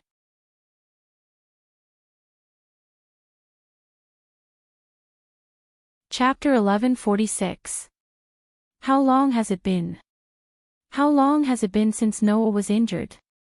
Since the battle with the infinite dragon god Orpheus in the world of Demon High School, Noah has never been injured again.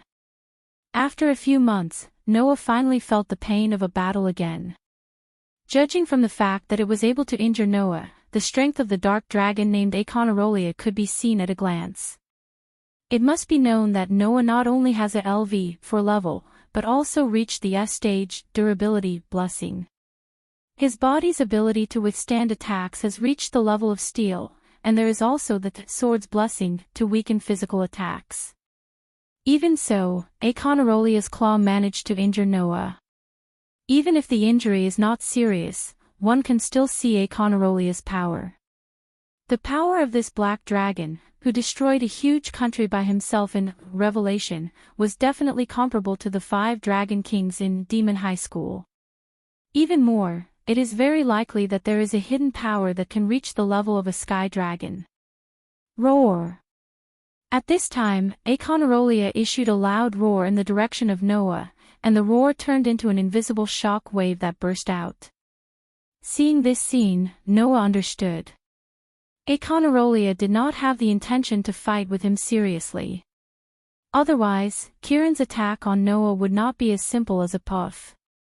Seeing this, Noah's eyes flashed with a cold light. Whing! In the vibration of the space, a golden ripple fluctuated in the space around Noah, and a variety of swords, spears, halberds, and other treasures popped out. They directly shot out like a sharp needle that pierced a balloon, and the invisible shock wave fiercely pierced through. Then, the noble artifacts continued to move towards Aconarolia without any reduction in power. Whoosh! The huge dragon tail behind Aconarolia once again flashed through the space, fiercely whipping forward, and heavily collided with the rain of treasures. However, the result of those needles being swept away by Aconarolia's tail did not happen. After all, previously, Noah's demon slayer was not able to cut through Aconarolia's scales, right? However, this time, the precious artifacts that shot over easily pierced through the scales on Aconarolia's tail. Amidst tearing sounds, wounds were left on Aconarolia's tail one after another, causing blood to spurt out. Roar! The pain from the tail made Aconarolia roar towards the sky. There was finally real anger in its voice. It was apparent that the famous evil dragon was finally enraged and became serious after getting injured in the battle with Noah with a playful attitude. Seeing this scene, Noah raised the corner of his mouth. Sure enough, only treasures with the Dragon Slayer attribute that can cause great damage to dragon-type creatures are effective against that dragon. Muttering such a sentence, Noah silently said in his heart, "Aster, you should take a break for now." "Yes, Master." Aster let out a slightly unwilling voice, but he still obeyed obediently. Thus, amidst a burst of light particles, the elven device named Demon Slayer turned into a small sword and was pinned back to Noah's waist by Noah. The unlimited energy source in Noah's body could be converted according to Noah's will between magic power, divine power, and divine power. After Noah gradually familiarized himself with the conversion, he discovered that he could also convert the energy in the energy source into 2 or even 3 types of energy of equal value. In other words, when using 2 types of energy, for example, when using magic power and divine power at the same time, Noah's magic power and divine power would each occupy half of the energy source. In such a situation, although Noah's energy was unlimited, the limited output was also reduced to half at the same time, causing the power of the attack to be reduced to half. If the energy source was completely converted into divine power, then the power of the Demon Slayer might be able to cut open the black dragon scales, right? However, to deal with dragon-type creatures, a treasure with the Dragon Slayer attribute was still the most suitable. Immediately, Noah converted the divine power in the energy source into magic power, allowing the energy source to be completely converted into a source of magic power. Whing! Suddenly, in the space around Noah, golden ripples continuously fluctuated under the support of the boundless magic power. In the blink of an eye, they covered the entire space around Noah, numbering in the hundreds. In the next second, hundreds of treasures emerged from the hundreds of golden ripples. Like arrows released from a bow, they pierced through the sky like beams of light, shooting towards Aconaroglia. Roar! Aconarolia's roar reverberated, but it no longer met force with force against the treasures with the dragon kill attribute. With a flap of the wings on its back, its huge body suddenly floated into the air and flew into the sky. It caused the treasures that were shooting over to directly cut through the air, landing in the air and disappearing from sight. Whing! However, almost at the same time, in the sky, around Aconaraglia's body, golden ripples fluctuated one after another, surrounding it. From within, silver chains flowing with golden light abruptly shot out. Amidst the crisp sounds of chains colliding, they revolved around Econorolia's body. Finally, they bound the entire body of the huge black dragon and hung it in the air. Roar! Econoroglia let out an angry roar, its body fiercely struggling. Kacha! Kacha kacha! In an instant, under the struggle of the huge dragon body, the chains binding Econorolia issued cracking sounds. That was only natural. The Enkidu relic was one of the few godly armaments that could only be used against godly beings. Only when it was used against godly beings would it have an unparalleled binding power.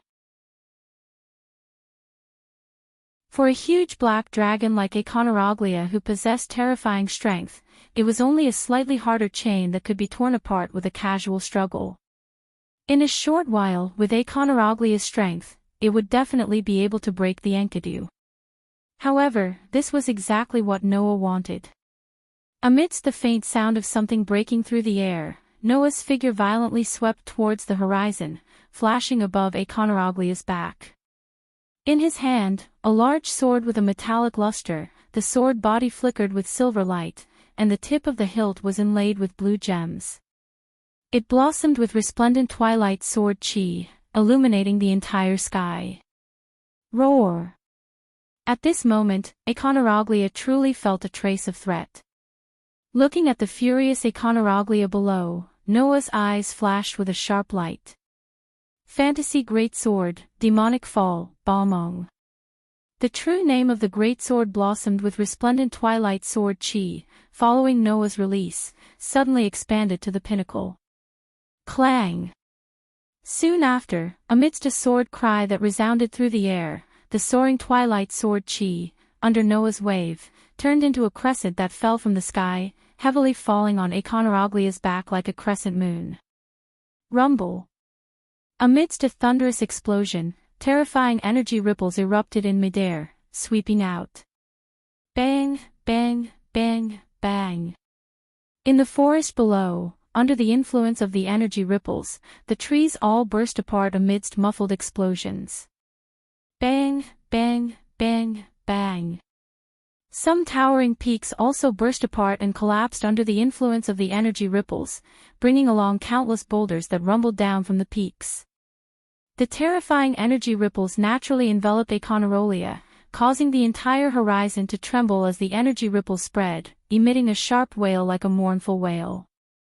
That scene was simply like a moon exploding in the sky, extremely shocking. Roar! Within the energy ripples, Econoroglia's roar finally carried pain.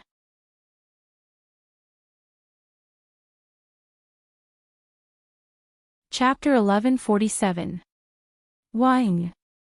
The violent energy ripples and shockwaves were still shaking the entire sky above Sky Wolf Island, causing the entire sea around Sky Wolf Island to be affected.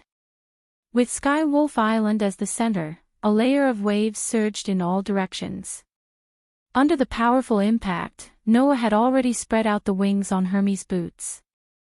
His whole body rode the terrifying waves and lightly retreated. In his hand, the dusk sword aura on the greatsword began to slowly dissipate. Fantasy Greatsword, Demon's Fall, Balmong. Perhaps many people did not know this name. However, if the name of the owner of this noble artifact was mentioned, then many people would know the origin of this noble artifact. Siegfried. Also known as Siegfried. In a German narrative poem, in Norse mythology's Song of the Nibelungen, he appeared as a hero who slayed dragons. In the world of the God Slayer, Tony's power of protection of steel was usurped from such a character. As a dragon slayer hero, Siegfried's reputation and mythical deeds were not below Perseus. And the holy sword used by such a dragon slayer hero to achieve the great feat of slaying dragons was the fantasy greatsword, Demon's Fall, Balmong. Of course, this dragon slayer holy sword had the highest level of attributes against dragons. Even if it was a person with the blood of dragons, it could still cause great additional damage. As a dragon slayer holy sword, the fantasy greatsword, Demon's Fall, Balmung, level was also as high as A+, and it was an anti-army noble artifact. In Noah's treasure vault, even if it could not be said that there were countless noble artifacts of higher level than this one, there were definitely not a few. However, in terms of lethality against dragons, there was almost no noble artifact that could truly surpass the fantasy greatsword, Demon's Fall, Balmung. Therefore, Noah took it out. Tightly holding this extremely famous noble artifact, Noah tried his best to stabilize his body in the impact of the waves and energy ripples. His gaze was fixed on the center of the impact. There, the shadow of the black dragon named Echinalia was constantly swaying. Roar! At this moment, Noah could clearly hear that Echinaglia's roars were filled with pain that had never been there before, as well as unprecedented fury. Then, the black shadow at the center of the impact suddenly spread out a pair of wings. Bang! Accompanied by a muffled sound, the terrifying energy ripples and shockwaves were dispersed by a pair of wings that suddenly spread open. Exposed in the air, Echinalia raised its ferocious dragon head and roared furiously in Noah's direction. The deafening roar turned into a substantial shockwave, causing Noah's robe to flutter in the wind. Facing the roaring sound waves, Noah looked at the incomparably furious Echinalia, and a deep uneasiness began to emerge in his heart.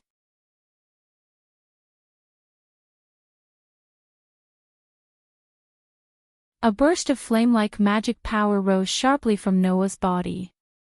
A sword that can cut open the world, even if it's just a negligible cut that will quickly recover, it will still cause harm to the world. I don't want to use it at all. After saying that, Noah looked at Echinalia with eyes that flickered with an astonishing expression.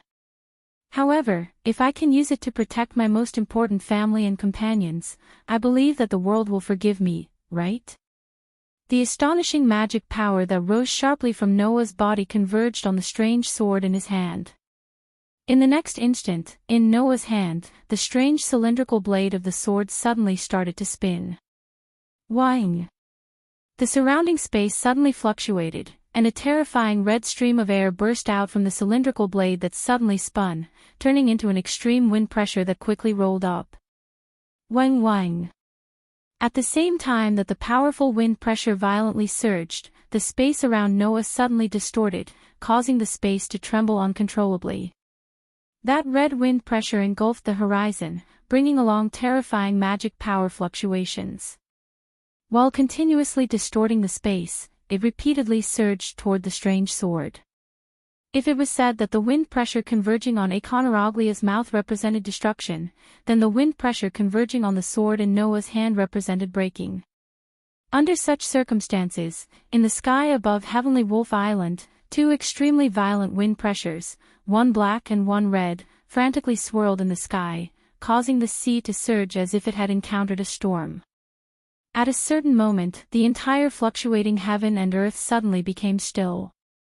Roar! In the sky, Echinalia suddenly roared, and the terrifying energy converging in its huge mouth turned into a violent tornado-like jet of light that descended from the sky, enveloping the area below. Enuma Elish, the star of heaven and earth divergence. Almost at the same time, Noah fiercely stabbed out with the parting sword, Ea, in his hand, causing the space to tremble, causing a red violent wind pressure to violently shoot out. Suddenly, wherever the red wind pressure passed, the space seemed to be forcibly cut apart, plowing out a jagged pitch-black fault.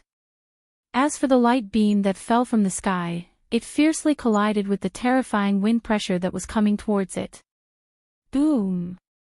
Under a terrifying loud sound that was enough to shatter one's eardrums, the two attacks collided in the sky above Heavenly Wolf Island, creating an unprecedentedly frightening impact. Energy ripples that caused one's scalp to turn numb spread out in all directions. The exceptionally violent impact pervaded the sky, causing the sea below to violently tremble as if boiling, forming monstrous waves that surged in all directions. As for the epicenter of the impact, it had already ignited a dazzling light that sprinkled down from the sky. The dazzling light covered Echinalia. The dazzling light covered Noah. In the blink of an eye, the dazzling light once again covered the entire heavenly wolf island below, enveloping the heavens and the earth. Roar! After an unknown period of time, in the dazzling light, Iconoraglia let out the most painful howls as it flew out, flying into the distance. Upon closer inspection, nearly half of the scales on the body of Iconoraglia, which was gradually flying away, had been completely shattered. Scars from the terrifying wind pressure could be seen everywhere, causing dark red blood to unceasingly seep out, dripping down like rain. As for Heavenly Wolf Island, it had completely disappeared in the dazzling light. Including Noah.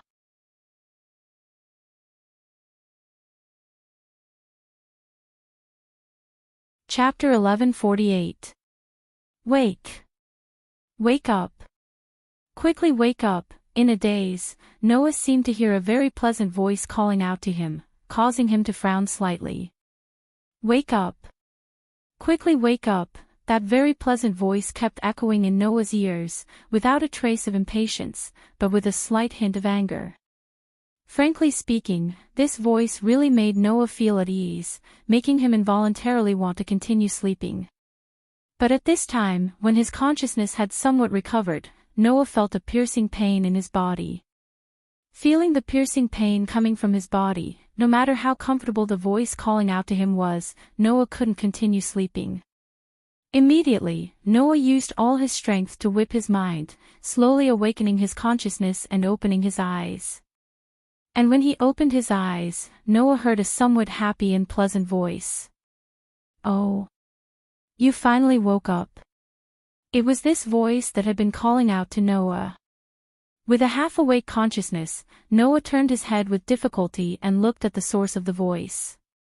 That voice was right beside Noah. It came from a young girl.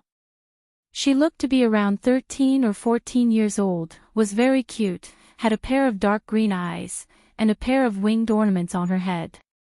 Her hair was the most dazzling golden color, very curly and very long. She was wearing a cloak, but her feet were bare on the ground. This extremely cute young girl squatted beside Noah, looked at Noah's face, tilted her head, and revealed a happy smile. I thought you really wouldn't wake up, inconceivable young man. Inconceivable young man. Until now, there was only one person who would call Noah this way. Mavis Viamilio. She was the first president of the fairy tale, the one who once passed on the 3 major spells of the fairy tale to Noah. She was the one who once held the world fragment, the one who was once the first president of the fairy tale. First generation. Noah looked at Mavis in a daze. Why are you here? What? Have you forgotten? Mavis said very patiently. You even forgot what happened before you lost consciousness. What happened before I lost consciousness? Noah frowned. And it was at that moment that Noah realized it. In his hand, he was tightly holding a strange sword. Impressively, it was the obedient parting sword, Ea. Seeing the obedient parting sword, Ea, in his hand, Noah finally remembered. Enchanting. The black dragon that existed in the Revelation, with its own strength to destroy a huge country. This black dragon's attack on the Heavenly Wolf Island. Before Noah lost his consciousness, at the very end, at the very end, at the very end, at the very end. Of course, although it was said to be a fight to the death, Noah still hid the power of a god called Authority. Originally, Noah was thinking that if even the obedient parting sword, Ea, was unable to defeat Enchanting's full-strength attack, then he would disregard everything and use Authority to destroy Enchanting. That way, even if this world was destroyed because he used Authority before a month had passed, Noah could once again repair it and return everything to its original state. Otherwise, if he was too apprehensive about this world and caused the death of his family, friends, and loved ones in fairy tale, Noah would definitely not forgive himself. But just as Noah was about to use the obedient parting sword, Ea, to fight Enchanting to the death, he did not expect that Noah's noble artifact and Acunorloya's roar would cause a huge energy collision. When the dazzling light sprinkled down from the sky, Noah knew it. If he did not block it, the Heavenly Wolf Island would definitely not be spared. At that moment, on the Heavenly Wolf Island, another ray of light suddenly appeared, covering the entire Heavenly Wolf Island, including Noah. Then, there was no more then.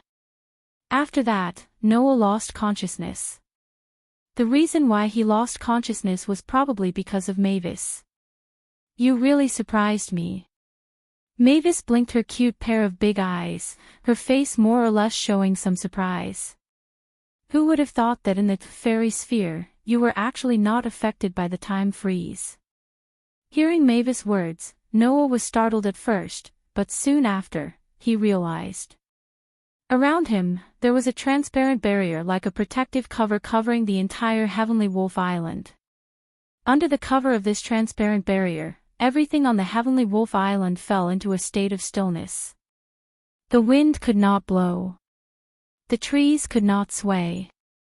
The air could not move. The monsters could not move. As if the entire world had been frozen, everything on the Heavenly Wolf Island fell into a state of stillness. The only people who could still move were two people. One was Noah. The other was Mavis. Such a strange phenomenon happened to confirm the authenticity of Mavis' words, time freeze. Fairy sphere. It was able to condense the thoughts of the guild members into powerful magic, creating an invincible protective sphere, protecting all the members and even the environment. It was even able to freeze the time within the protective sphere. Now, Noah was in this world that was frozen in time by the absolute defense spell. Seeing this, how could Noah not understand? At the very end, Mavis gathered the thoughts of all the guild members on Heavenly Wolf Island and cast the absolute defense spell, Fairy Sphere, protecting the members of the Heavenly Wolf Island and the guild members, preventing them from suffering a calamity.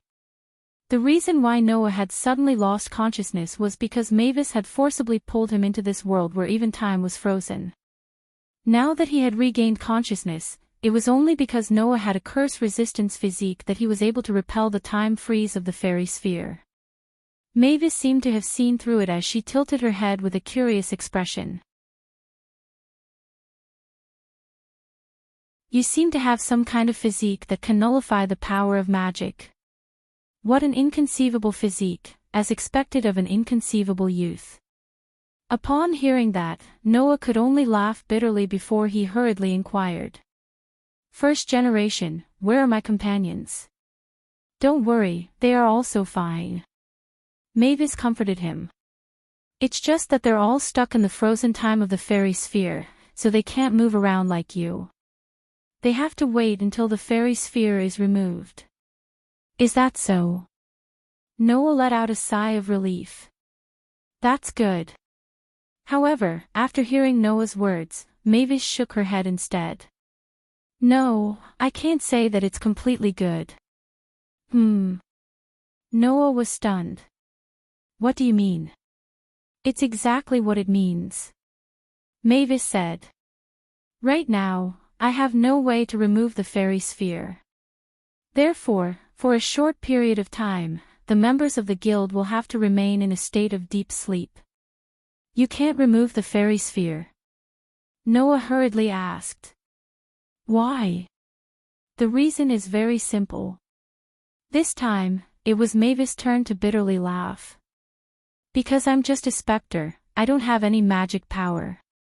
Being able to activate the fairy sphere was only possible by condensing everyone's thoughts into magic power. But if I want to dispel it, it's very difficult for me to do it all at once without magic power. I can only do it slowly. Slowly. Noah frowned. How slowly? I can't be sure. Mavis's eyes flashed with wisdom. However, if my calculations are not wrong, it would take me at least 7 years to remove it. 7 years. Noah was stunned. That long? There's no other way. Mavis smiled cutely. Who asked me to be a spirit? Mavis's smiling face was so adorable that it could kill. However, Noah could not bring himself to smile.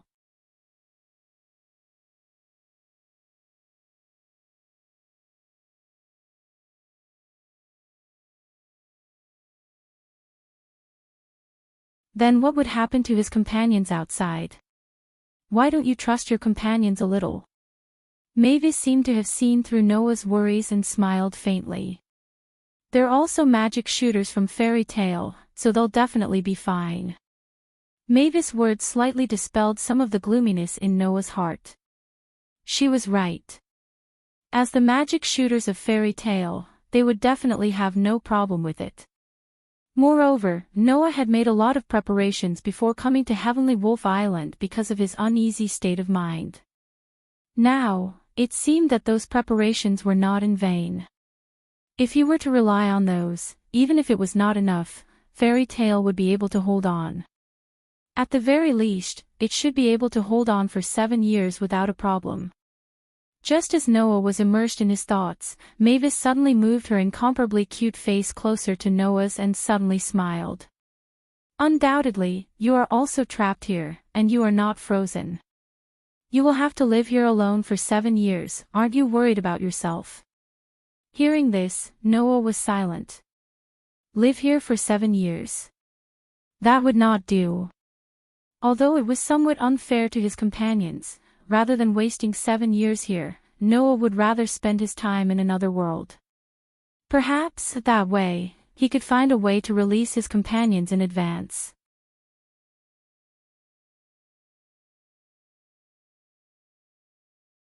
Chapter 1150.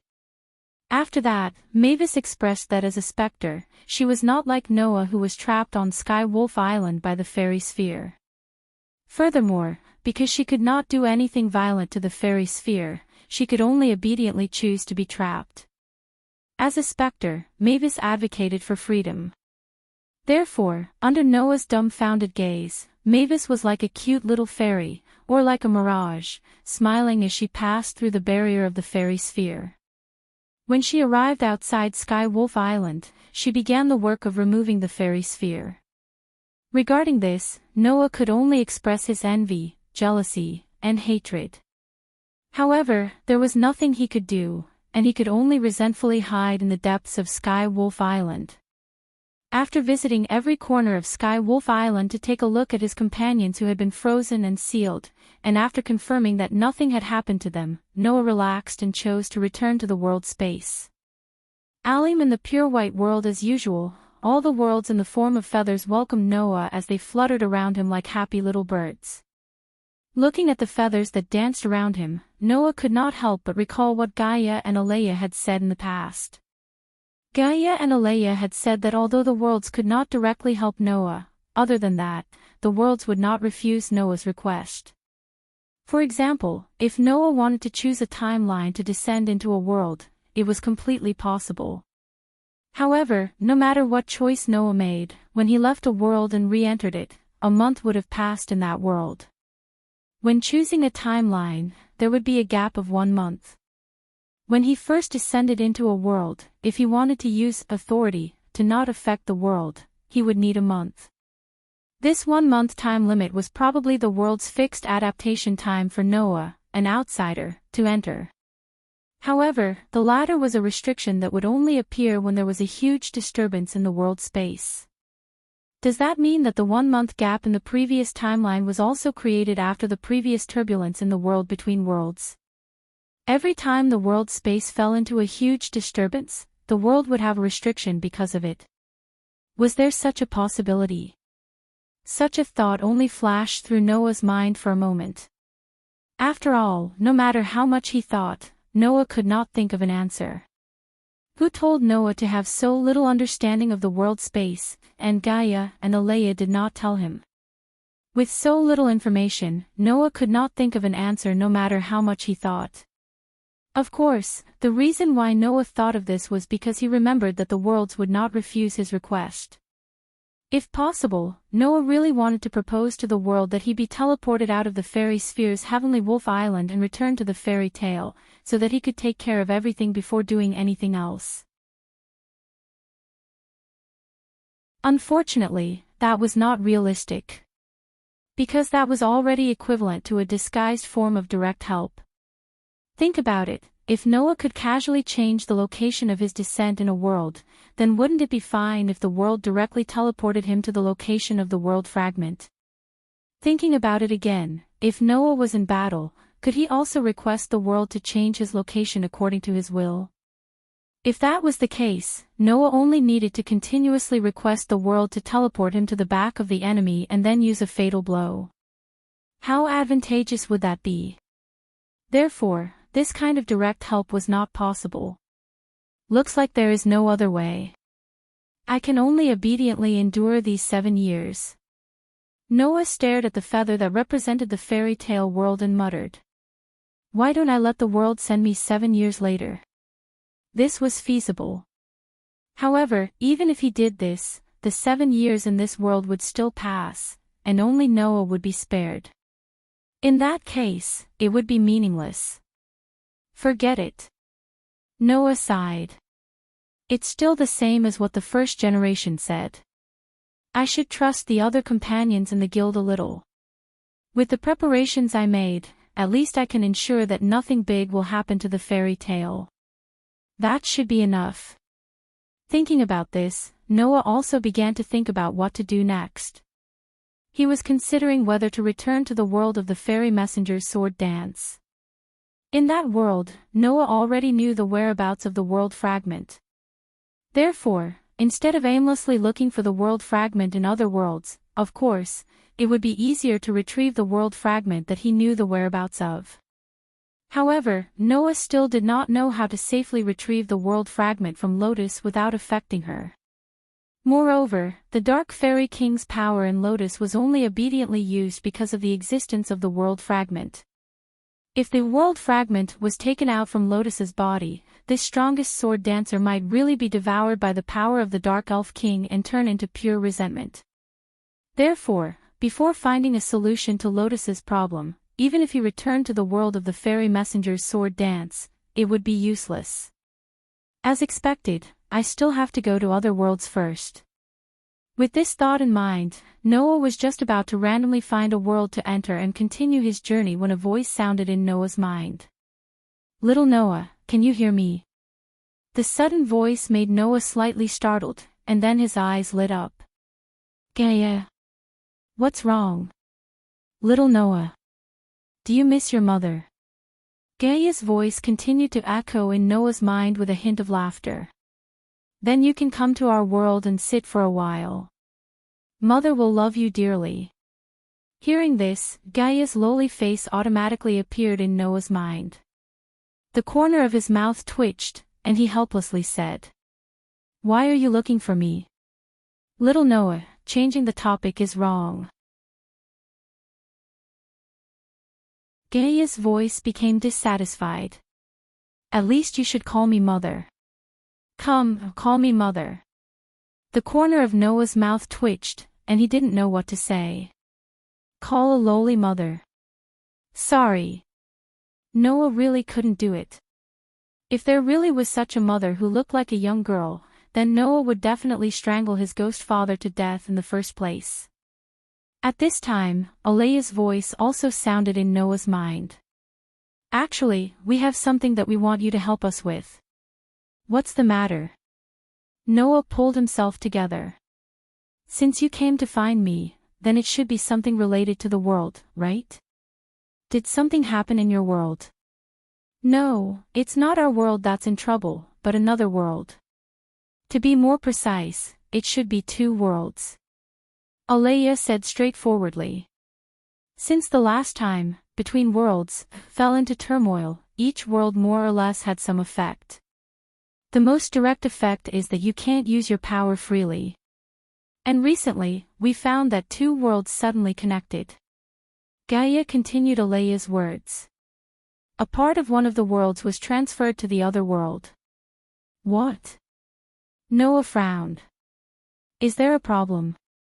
There is a slight problem. Gaia said. The part that was transferred seems to be a game's data, but the data completely materialized because of the connection between the worlds. And among them, a player's spirit and soul was also transferred along with his character. Alea said lightly.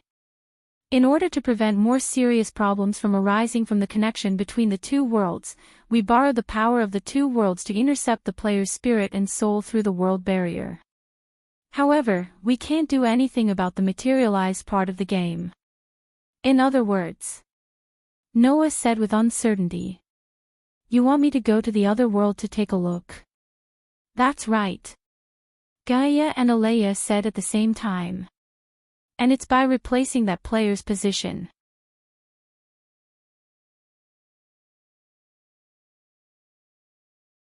Chapter 1151. Every time he arrived in a new world, Noah felt different.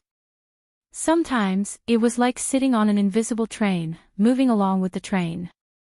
Sometimes, it was like sitting in an elevator. Sometimes, it was like being thrown in by an invisible hand. Sometimes, it was like being suspended in mid-air, without any force. This time, Noah felt like jumping into a bottomless sea.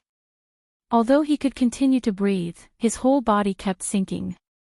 It was not until the feeling of standing on solid ground came that Noah felt it. He seemed to be sitting on an ice-cold chair. Immediately, Noah slowly opened his eyes.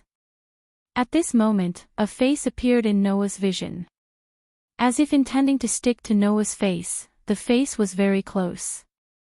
Suddenly, Noah shivered and quickly raised his head, pulling a distance away from the face. The owner of the face seemed to be shocked by Noah's overly intense reaction and quickly pulled a distance away, half kneeling on the ground as if flattered. I'm very sorry, Sir Noah, did I scare you? This was a very pleasant voice.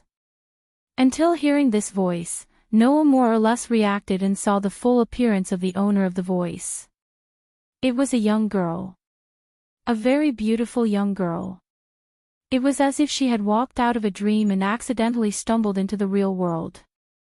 That level of beauty. Looking at this beautiful young girl half kneeling on the ground, a piece of information that did not belong to him flashed in Noah's mind, and then he showed a look of understanding. There was no doubt that before this, Noah had never even seen this beautiful young girl in front of him, let alone do anything that could make such a beautiful young girl call him sir and perform such a subordinate's etiquette. However, a piece of information that did not belong to him flashed in Noah's mind, but it made Noah understand everything at once. Including the name of this beautiful young girl in front of him. So, Noah spoke without hesitation. Yeah, Herbet. Yes, Sir Noah. The beautiful young girl, who was called Herbet by Noah, raised her head, with an expression that seemed to be flattered and extremely happy, and smiled at Noah. Excuse me, do you have any orders? Noah didn't say anything. Instead, he looked around and saw the situation around him. This was a very vast and tall room. The position of the ceiling was quite high. The walls were white, and the interior was also decorated with gold and other colors of decorations. Undoubtedly, the whole room had a dim feeling, but it was so bright that it was like the deepest part of the castle where the Demon King lived. The style was quite high. On the ceiling, the crystal lamp made of colorful gems emitted a dazzling dreamy light. There were huge flags painted with different patterns on the walls. The floor was covered with a luxurious red carpet that connected the door to the deepest part of the room. And at the end of this luxurious red carpet, there was a flight of stairs with more than 10 steps. At the top of the stairs, there was a huge crystal cut, and the back of the chair was so high that it connected to the ceiling. It looked very luxurious. At this moment, Noah was sitting on this incomparably luxurious throne. This kind of room, not to mention a hall, it was luxurious enough to be used as a king's hall in a kingdom's palace. And this was indeed a place that was equivalent to a king's hall in a kingdom's palace. Throne Hall. Located in the deepest part of the tomb called Nasarek. In other words, the place where Noah was now was a base in the tomb called Nasarek. Gaia and Alea had said that two of the worlds in the whole world between worlds were connected due to the previous turbulence. It caused a portion of the game data in one of the worlds to materialize and be transferred to the other world. In order to prevent the two worlds from unimaginably affecting each other, Gaia and Alea, who had been observing the situation in between the worlds, passed through the world barrier with difficulty and used the power of the two worlds to intercept the game data. However, Gaia and Alea did not have the suppressive force of the two worlds. Intercepting the player whose spirit and soul were accidentally transferred to the other world was already the limit. There was no way to stop the rest of the game data from materializing and transferring. Therefore, in order to prevent the two worlds from seriously affecting each other, Gaia and Alea asked Noah to replace the player's position and follow the materialized game data into this world. Before entering this world, Gaia and Alea had imparted the knowledge of the materialized game data to Noah. Therefore, although Noah didn't know anything about this world, he was quite familiar with the part of the game data that was transferred to this world and materialized.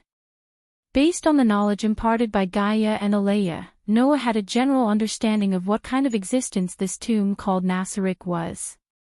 Simply put, the great underground tomb of Nassarik was just a guild stronghold in a game. Everything in this stronghold was designed by the guild players in the game. This included everyone in the stronghold. Heartwarming was an NPC in the great underground tomb of Nassarik. When the great tomb of Nassarik was materialized in this world, the girl who was originally just an NPC seemed to have been given a real personality and soul. She came back to life. Therefore, Noah curiously sized up Heartwarming.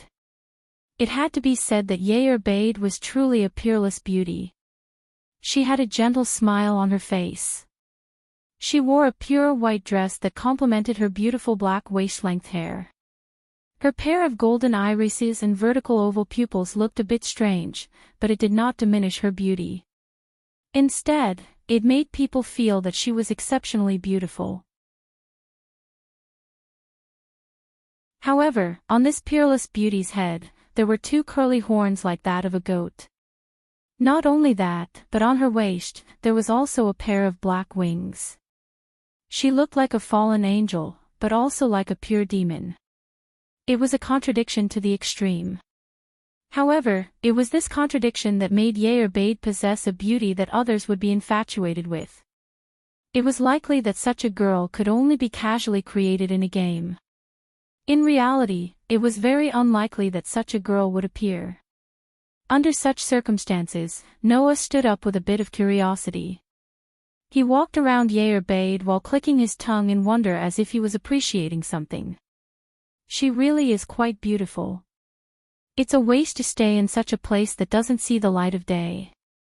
From the name, Great Underground Tomb of Nassarik, one could roughly guess what kind of place it was.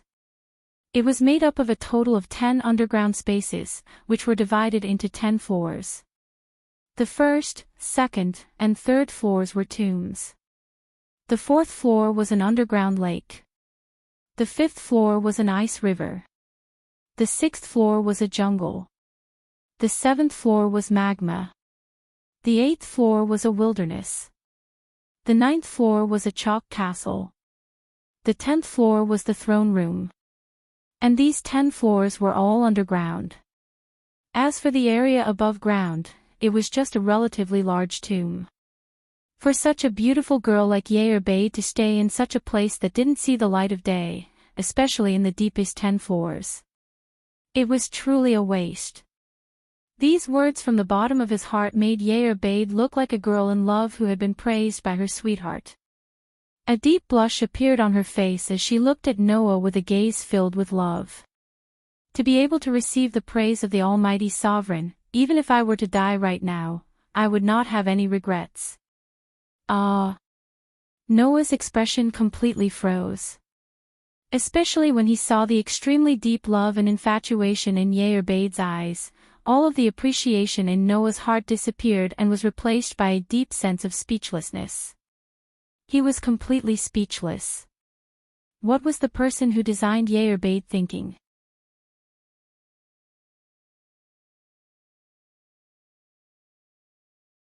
Chapter 1152. In between worlds, using the two worlds that were connected to each other, part of the game's data was transferred from one world to the other. Part of the game's data was also instantiated, which was the Great Underground Tomb of Nasaric. To be more precise, it should be said that all the people, things, and objects in the Great Tomb of Nasaric had been materialized and moved into this world. Originally, there should have been a player who was transferred into this world along with the instantiated data. A player from the guild that created the Great Underground Tomb of Nasaric as their stronghold. Of course, as the creator of the Great Underground Graveyard, this player was the absolute ruler, and creator of the Great Underground Graveyard. He was an existence that couldn't be disobeyed. Gaia and Alea had intercepted this player's soul and allowed Noah to replace this player's position and enter this world with the Great Underground Tomb of Nasaric. This did not mean that Noah had become this player, but rather that he had replaced this player's position. Whatever position this player had in the Great Underground Tomb of Nasaric, Noah's current position was the same. Whatever treatment this player had in the Great Underground Tomb of Nasaric, Noah's current position was the same. Naturally, whatever the people in the Great Underground Tomb of Nasaric treated this player, they would treat Noah the same way. In other words, these NPCs had replaced the player's name with Noah's. As such, Noah was not surprised that Bade treated him like a subject. As one of the NPCs in the Great Underground Tomb of Nasaric, it was not strange that Bade was set to be loyal to the ruler, and creator of the Great Underground Tomb of Nasaric. Now that the player's name had been replaced with Noah's, it was natural that Bade's loyalty had also been changed to Noah. However, Bade's current performance left Noah speechless. Judging from the intense love and infatuation in his eyes, it was obvious that Bade's favorable impression of Noah was off the charts. What did this mean? It meant that before this, the player had set Bade to love him. As such, Noah, who had replaced this player's position, became Bade's love interest. Just how perverted must one be to set an NPC in the game to love oneself? Could it be that I'm not popular with girls in real life? Under Bade's passionate gaze, Noah felt extremely unnatural. Wasn't this development a bit too fast? However, Noah's heart immediately calmed down. This was because before coming to this world, Noah had asked Gaia and Alea. What if the existence of the great tombs in Nasaric would affect the world so much that it would affect the world itself? What should they do? At that time, Gaia and Alea only gave Noah one answer. Obliterate.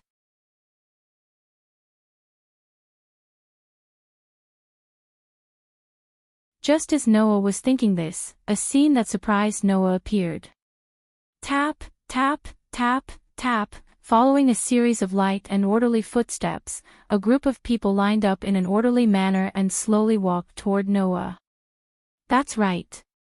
People. Although he did not know what race they were, at least in terms of appearance, this group of people did indeed have a human-like appearance.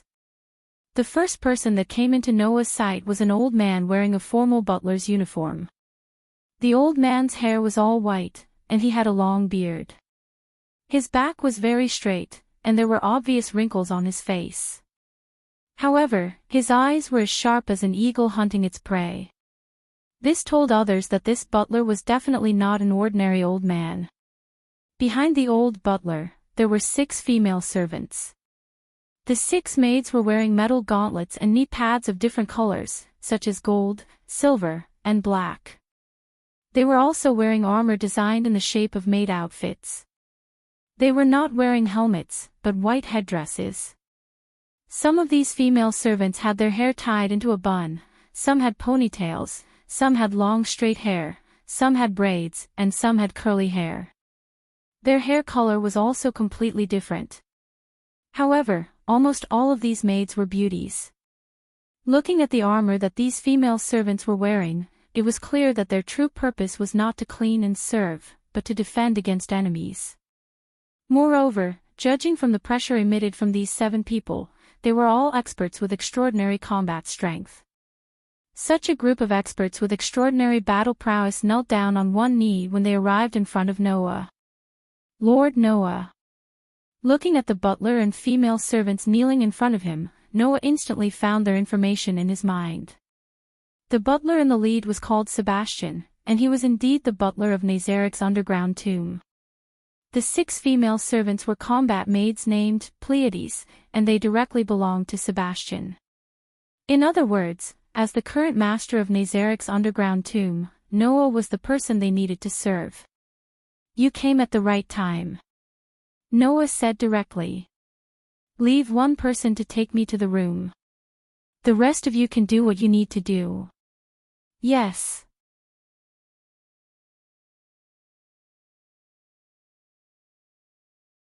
Chapter 1153. In fact, in the Nasarik underground tomb, only the B9 and B10 floors were occupied by the players of the guild that created this stronghold in the game. The other 8 floors were all used to defend against external enemies. The B10 floor was a place where no one would go if there was nothing going on. Naturally, the B9 floor became the place where the players of this guild went in and out the most frequently. Because of this reason, in the Nasarik underground tomb, the other floors were not suitable for people to live in. Only the B9 floor was designed to imitate a royal suite. It was very luxurious. Noah's room in the Nasarik underground tomb was such a luxurious suite. Not only did it have a huge bathroom, but it also had a bar. There was a piano in the living room. There was a master bedroom, guest room, kitchen, clothing room, and countless other rooms. It was more than enough to be a villa. The door to such a luxurious room was pushed open by a young girl in a maid uniform. After pushing open the door, the girl respectfully bowed in the direction of the door. We're here, Lord Noah. Hearing this, Noah walked in from the door. While looking at the unbelievably luxurious room, he glanced at the girl who led the way. It was a beautiful girl with black hair and black eyes. Her hair and pupils were the same color as Noah's. Although the girl's dark eyes had the same color as Noah's eyes, her pupils were not as deep as Noah's. Instead, they were like obsidian, shining brightly. If Noah's eyes were compared to the starry sky, then the girl's eyes were gemstones. In addition, the girl's beautiful black hair was tied into a ponytail. Her skin was unusually white. Undoubtedly, she was a maid, but she had an elegant temperament. Coupled with her exotic beauty, she was more than enough to be a young lady. No one would believe that such a beautiful girl would be a maid. Of course, strictly speaking, a maid's job was only a small part of the girl's job. The girl's real role was to fight. One of the battle maids of the Pleiades star cluster that belonged directly to Sebastian, Annabelle. After that, the young girl was responsible for leading Noah. Therefore, Noah spoke almost reflexively. Thank you, Annabelle. However, when she heard these words, Annabelle was suddenly shocked and hurriedly knelt down on one knee. Please don't say that, Lord Noah. You are the supreme of the great underground tomb of Nasarik. As a battle maid of the Pleiades star cluster, it is natural for me to serve you. There is no need for you to thank me. Noah was almost shocked by Annabelle's sudden kneeling. After he reacted, he only felt speechless.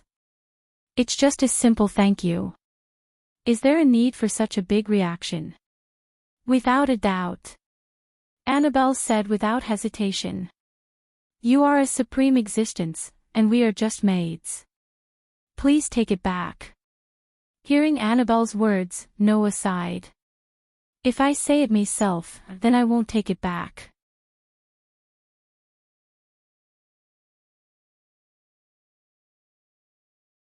It is because of your supreme existence that there is Nasarik.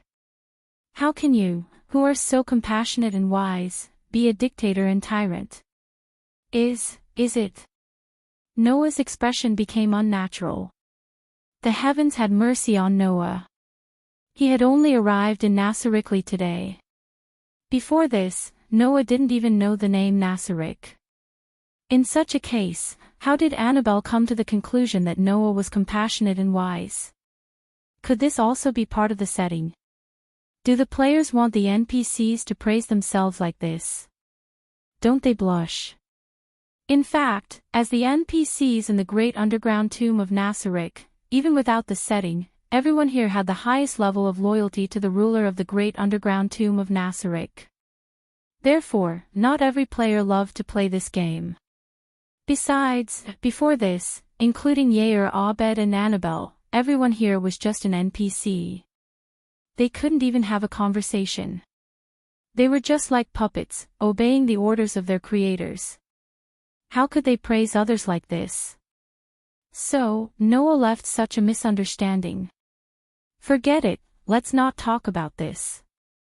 Noah stood up from the piano, turned his gaze to Annabelle, and suddenly said so. Have you noticed the changes in the great underground tomb of Nasaric? Hearing this, Annabelle was startled. Is that so? Noah nodded slightly as if he got the answer. In other words, you don't even know that the great underground tomb of Nasaric has been moved to another world, right? Another world. Annabelle was slightly surprised. Seeing this, Noah was secretly amused by Annabelle's extremely easy to see through and said to Annabelle. In that case, Annabelle, tell Sebastian to inform Yair Abed and warn everyone not to go to the surface without permission. Do you understand? If Sebastian was the butler of the entire great underground tomb of Nasaric, then Yair Abed was the general manager. Except for Noah, he was the person with the most authority in the entire Nasaric. Such an order that needed to be obeyed by the entire Nasaric naturally had to be executed by Yair Abed himself. Yes. Annabelle lowered her head without hesitation and accepted the order.